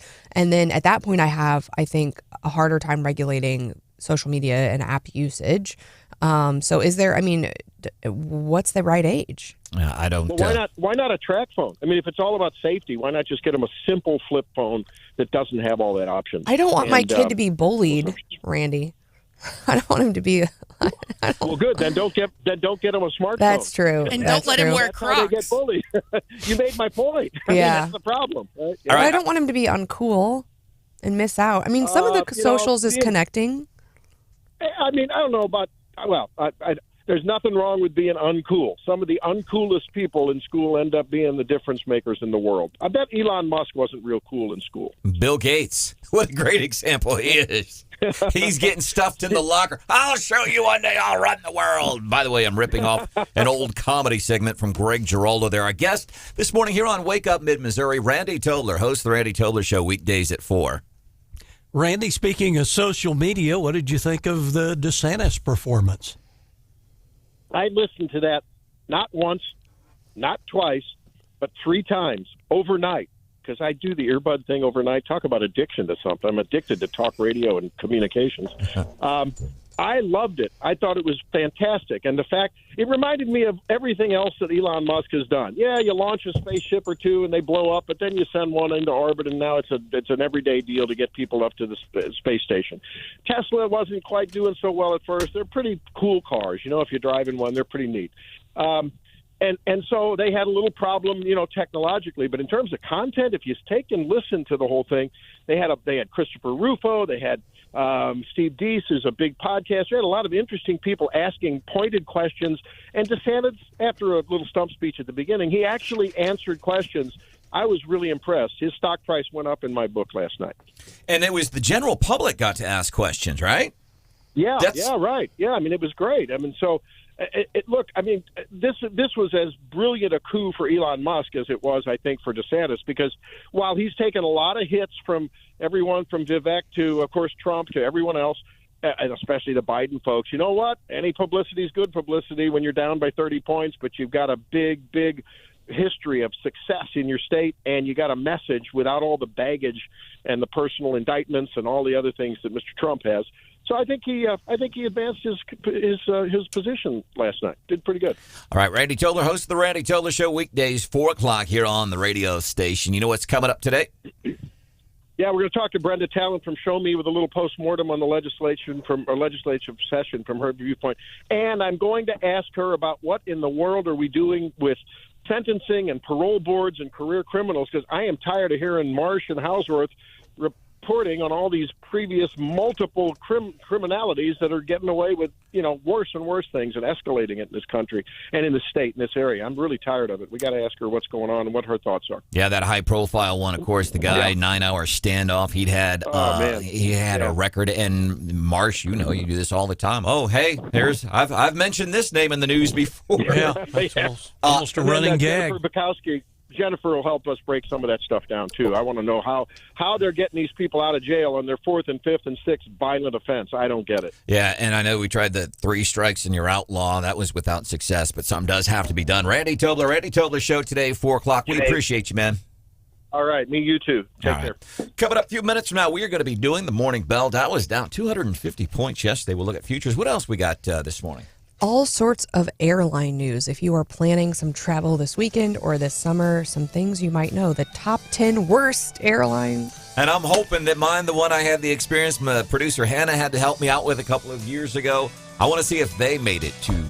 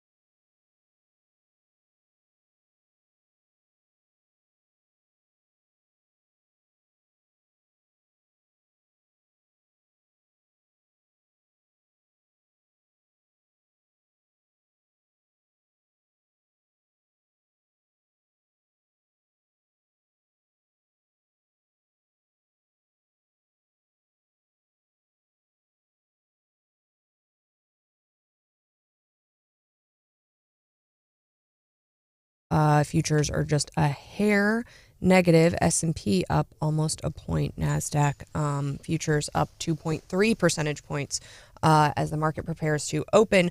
Today we're talking airlines.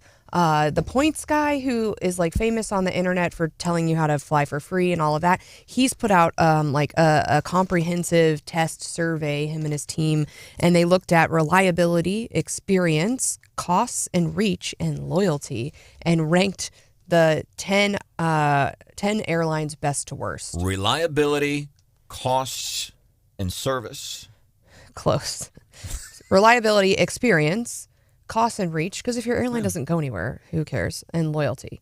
And so what was the airline you had such a problem with? Allegiant. Okay, 1 to 10. Where do you think it falls? So with the Trump Don't get him started. 2015 story and how tired Hannah grew of hearing that story and the experience I had with Allegiant Airlines 3 years ago, trying to get some money back from them. And finally, producer Hannah said, "Why don't you call the Mid-Missouri Better Business Bureau?" I was like, "Oh yeah, that's right." Yeah, and it worked. Allegiant, so this top 10 list. Yep. Number 3. Okay, but we're going best to worst, so actually they'd be toward the end. So from 7. Number 9. The only people that beat them out was Frontier, which I've actually flown on Frontier before. So Frontier, number 10, number 9, Allegiant. I just had the opportunity to fly Southwest. It was going really well until they tried to send me next to a pit bull, and that was really not my thing. So they are number 5. Our Columbia airline, American, sitting at number 4. Which they catch a lot of hate, I think, a little out of a regional airport, a little bit on reliability. But they explained some of the moves here. So Southwest last year was number 2, but they had that major holiday meltdown, and that's what that sent them all the way to number 5. Delta is always getting, they have like the best reliability. And so that's why they have consistently been at number 1. Customer complaints are up like 90% year over year. But I think that what we know is travel is just exploding. And so I think that probably has more to do with that than anything else. But overall, I don't think I was super surprised by this list. What about Spirit? Spirit is on, I think, at 8. Just barely ahead of Allegiant. So the top, so it goes Delta, United, Alaska, and then American, and then Southwest are your top 5 if you're looking at the Points Guys ratings. Allegiant, not in the top 5. Not in the top 5. Also not in the top 5 Frontier. And then also we're talking a little bit about Memorial holiday travel plans and just I've seen lots of posts by my travel agent friends saying, like, if you're going to travel this summer, you better get your stuff booked because it's just exploding, especially international travel. Have you looked at, Brandon, your face, have you looked at flight tickets? Yeah. Last night after we left the event, Governor Parson and State Senator Caleb Brown, Cherie Reich, and Mr. Jim Schulte from that area went home pricing tickets to go to Idaho here soon to see the grandkids. And it was like, oh, this is even different than what it was a week ago. Oh, yeah. And so if you were looking for Memorial Day to get out of town early and you're thinking, I'm going to leave today, you made the wrong choice because apparently everyone else decided that as well. Today is expected to be the busiest airline travel day for the holiday weekend at 51,000 flights, according to the FAA. So lots of folks headed out of town for the holiday weekend. At the same time, if you're a nervous flyer, this is a trigger warning. You should turn the radio down for 20 seconds. But there are more near misses coming. And we've seen several here in the last several months. And there was one where it was like a takeoff and a landing. And then there's one where they almost landed on each other.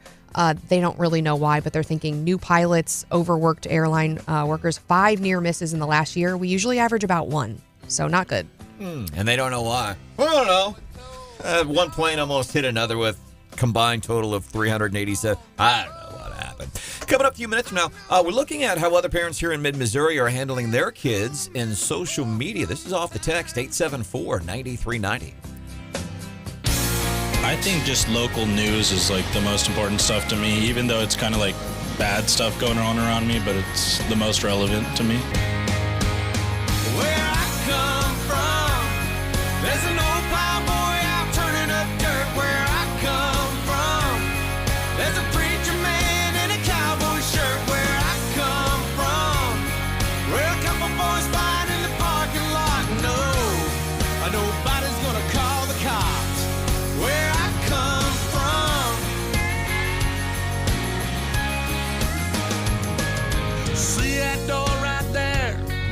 swear that it ain't never been locked, and I guarantee that it never will.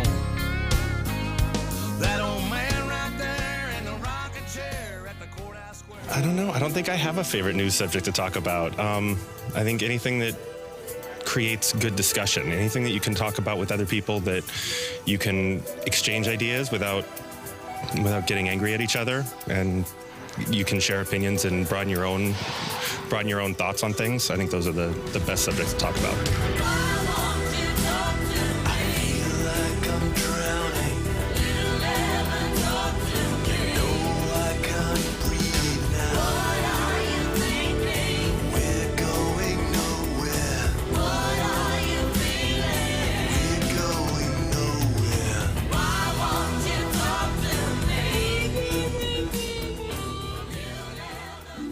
My favorite news subject to talk about is probably the environment. I think people don't take into account what's going on in the world right now and all the pollution that's happening, especially in our oceans.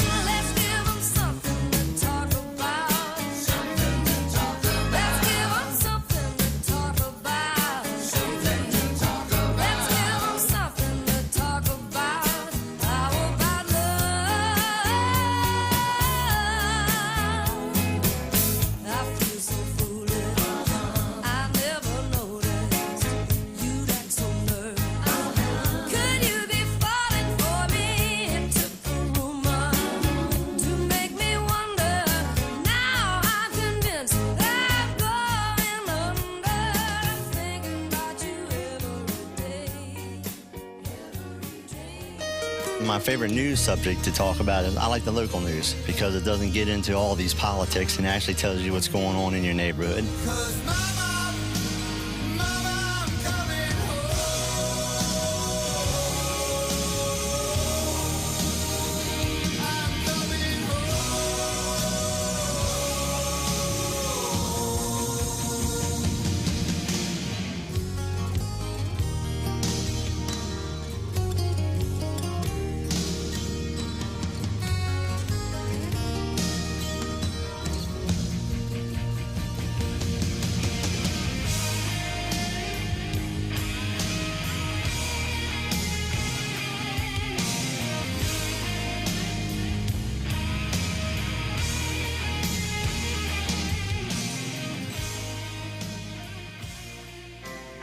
My favorite news subject to talk about is politics with history mixed together.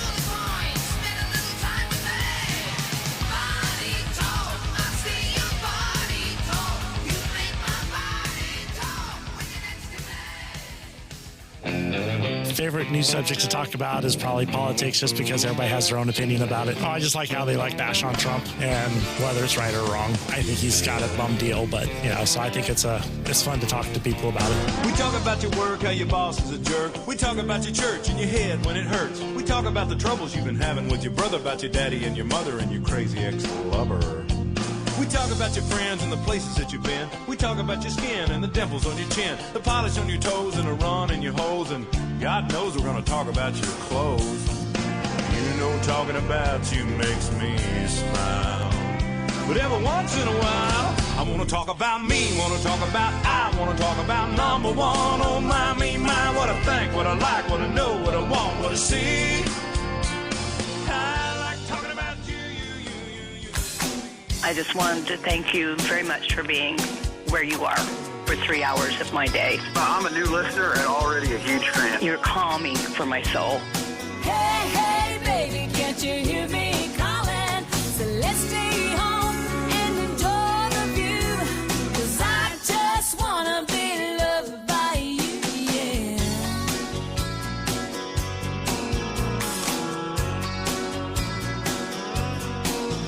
Don't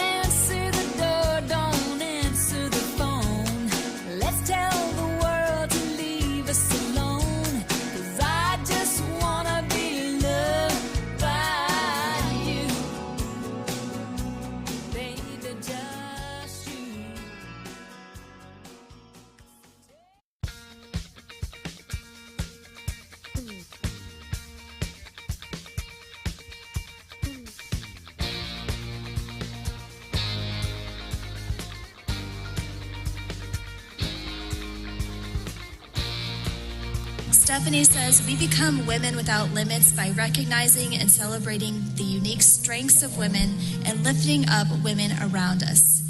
That is what she strives to do. Stephanie Bell. And you know what? In fairness there, she strives to lift men up around her, too. Everybody. Seriously. That's from the Zonta event last week, which Stephanie Bell was one of 10 women from mid-Missouri that were honored for what they do for other women. And she's standing there. And at that point in the video, that's where we were talking last week. So Stephanie's she's standing in a room of 500 people.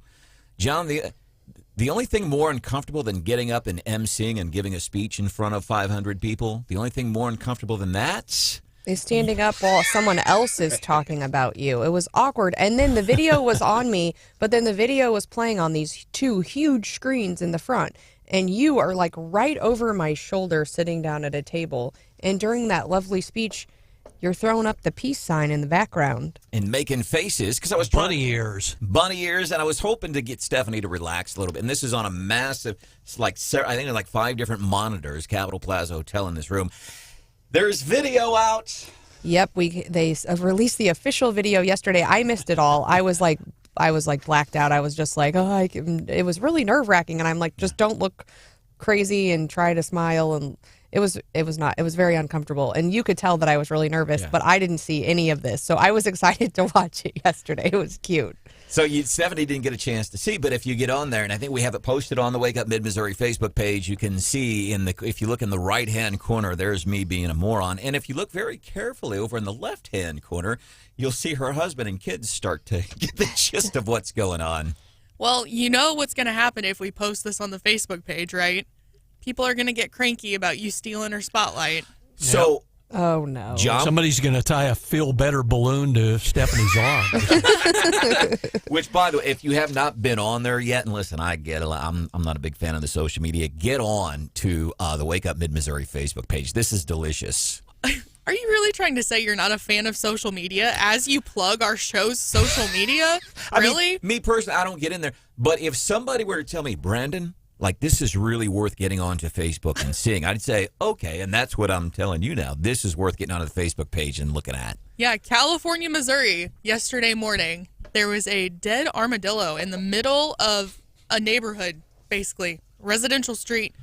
Someone had tied a helium balloon to it that said, "Feel better soon."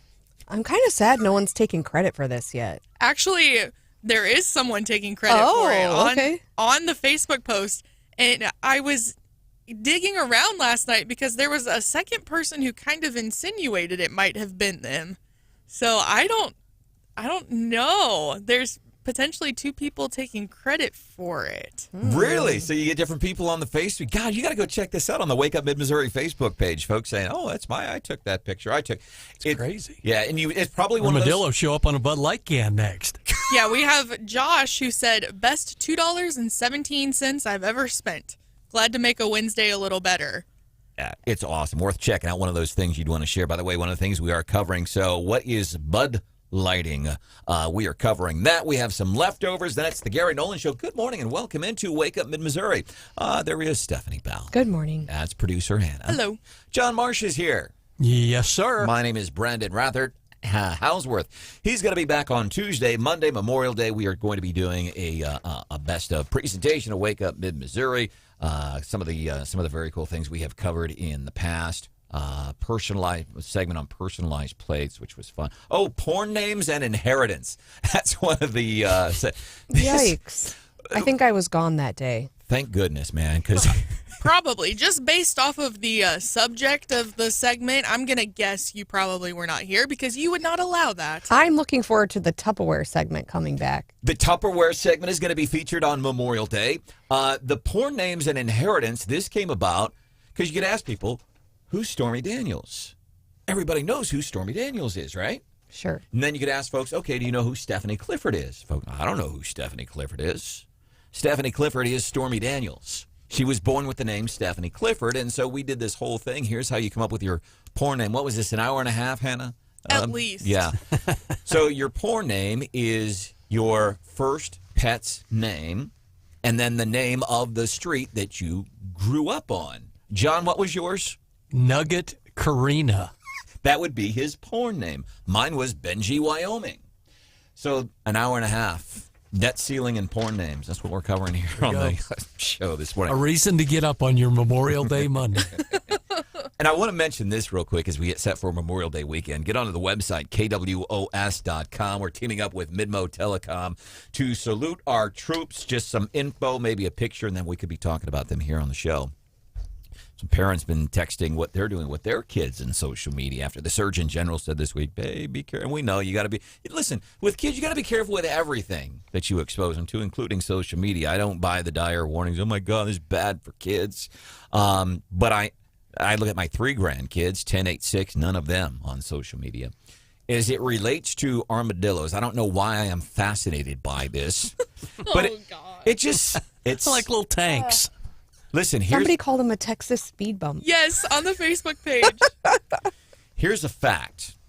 The fact is, it seems like there's more dead armadillos on the side of the road this year. Like more so. And I get it. It's spring. You see dead turtles, snakes, whatever gets hit, deer all the time. You find your foil hat last night? So there's a conspiracy abreast, I tell you.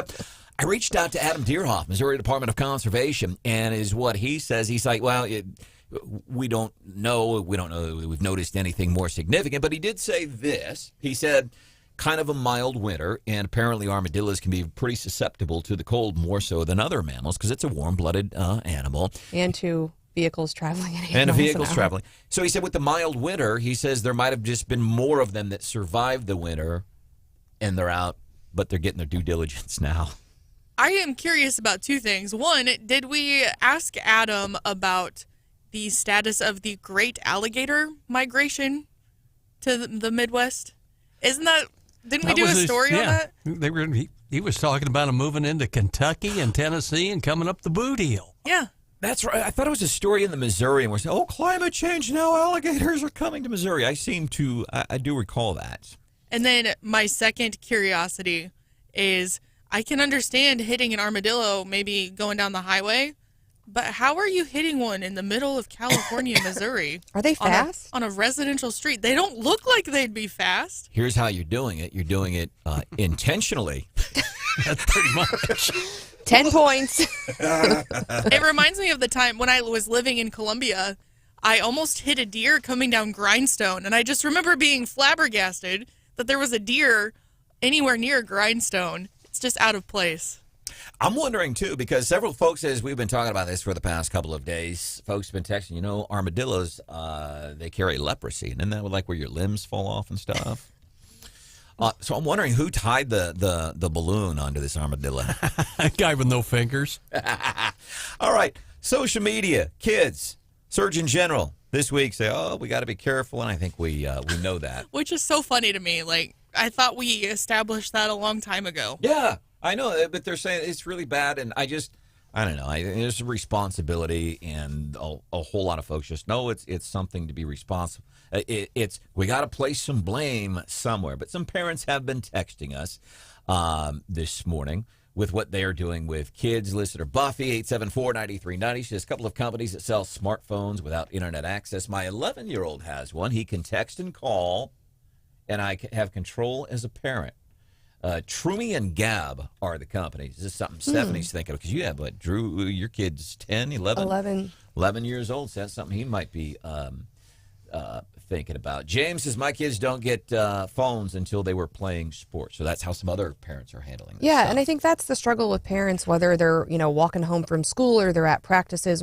At the point at which you start to leave them places and they might have a need to get in touch with you, I think that's where you struggle, like, do I give them a phone or do I not, for safety purposes? And so I think the other option of, give them a phone with a dumb phone. Give them It's the a bat brick. phone. It's the bat phone. You can call the Bat Cave, and that's it. Yeah, I was the first of my friends to get a phone. I want to say I was 10, and I just had a little slider phone. It didn't have internet access, but I remember whipping that full keyboard out and thinking I was something. Oh, awesome. I could text with a full keyboard. I like it. 10 years old. Hannah first in her circle of friends to get a phone with access. I guess I should also say that I got it around the time my parents got divorced. I know a lot of people in that to situation. kind of help me, keep in touch with both parents when I was at the other one's house. So, yep, maybe it's a special circumstance. Could be. Have you heard the phrase Bud Lighting? You're gonna. I think you just made it up. You said it, or I hadn't heard it until you said it this morning. So Bud Lighting now. So there's some other companies. Target right now, they're the latest one getting hit. And by the way, you might see some of these national headlines that say things like Target shares hit amid Pride Month merchandising. June is Pride Month, huh? And Target sells, hey, we're celebrating Pride stuff, but what they're really coming under fire for, it's not about Pride merchandising. That's not what it is at all. These news outlets are being disingenuous or lying to you. It's not about the Pride merchandising. It's mostly been specifically about if a dude thinks he's a chick, he can buy a female swimsuit, and it's got a tuck option. So Target is, Which you can do in any swimsuit, by the way. And even a Speedo. So so we've seen the money that Bud Light has lost, and they continue. There was another story. I didn't even bring the story to the table this morning because it's almost becoming old hat. NBC doing another story. Bud Light continues to lose money. They're giving away. You can go to some places and you're seeing displays, and they have cases of Bud Light. They get a case of Bud Light, $19.99. Mail-in rebate for $20. They're paying people money to get rid of their beer now. Bud Light is giving money to distributors because they're just horrified by this. So now Target, their shares are taking a hit because of this stuff, and now it's, I guess, a new phrase developing called Bud Lighting. It's happening to Target now. And it made me really interested because I know other brands have become a verb. This is the first time I've heard Bud Light become a verb. And so I found this article that said, well, we FaceTime and Skype, but we don't generally Facebook. We Google, but you don't say, I'm going to Bing that, right? Because that's just not what you use. We don't Bing. We tweet. We tweet. We Xerox, right? That used to be a thing. You used to say, hey, let's Xerox that, but you don't. Yeah, copy. But you don't Polaroid. So it's generally been positive. If your brand is so popular that suddenly your brand name becomes the very act of doing whatever that was, it's generally like you've made it. But this is in the opposite direction. I'm trying to rack my brain to think, is there another time when a brand has done something so bad that you use the brand as a verb in a negative way? Well, as a matter of fact, so Target shareholders, they're worried. Shares slipped almost 3% yesterday. They've dropped more than, and this is not Bud Light we're talking about. This is Target. Their sales have dropped. Shares, I should say, have dropped 9% this month. Stores across the country having emergency meetings, and they're moving the merchandise to the back of the store. And I don't think anybody's really that upset with the Pride merchandising. It's the tuck rule bathing suits. I got to go all nerdy, especially since we're missing Brian today. Apparently, etymologists refer to the practice of, this is called verbing, as anthemeria. Anthemeria, a functional shift or conversion of word use. And it's common, especially in the business world. And Shakespeare was kind of famous for it. Anthemeria. Coming up, some leftovers. Gary Nolan is my dad's favorite show. Tina Turner, obviously everybody knows who she is. She grew up, spent a lot of her years growing up right here in Missouri, in St. Louis. That's when she hooked up with Ike, and they went out and they got famous. And we know, of course, Tina, the cool thing about Tina Turner, she was one of the first person publicly in celebrity status to talk about spousal abuse. We know the story with her and Ike, but she told the story. She had a book, I, Tina, and she talked, it was 1976. They'd been together for almost 20 years. And so they're in the middle of the summer. It's 76. They're in Dallas. It's hot. She was tired of it all. And she snuck out of a hotel room in Dallas. She had 36 cents and a mobile gas station credit card. Not a mobile, not like a credit card, but just a credit card you could use at a gas station. She ran across the highway and found another hotel to stay, and from there she called it good. Coming up, leftovers. Then it's the Gary Nolan Show here on Wake Up Mid-Missouri. Good morning.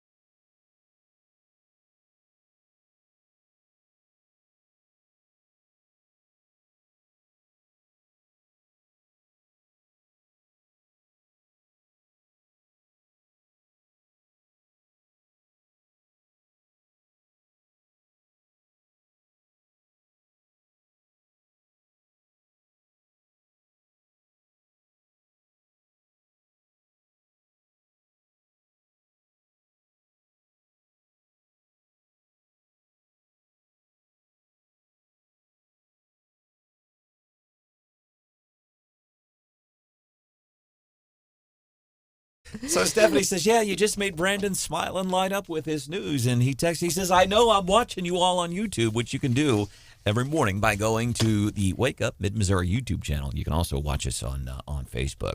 And Charito, back today. It's just, I don't know what's so great. It's the sauce. My post-softball meal.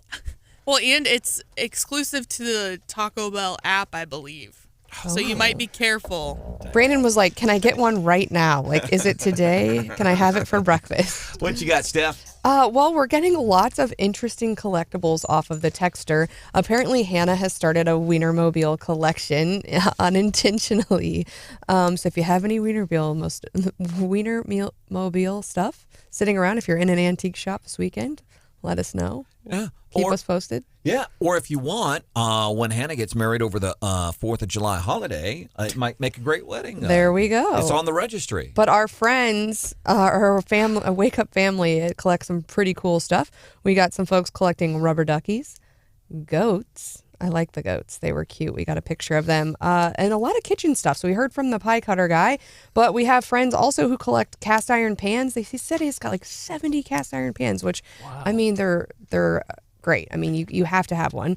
I don't know that you have to have 70, but that's pretty cool. And then another friend texted in a really beautiful picture of her dining room cabinet, and she collects egg plates, like what you put deviled eggs in, but lots of different colors, and they're really pretty. Has a whole collection of them. Marsh, what you got for leftovers? Well, I got a text from the family, my extended family members in Midland, Texas. Cousin Rob, don't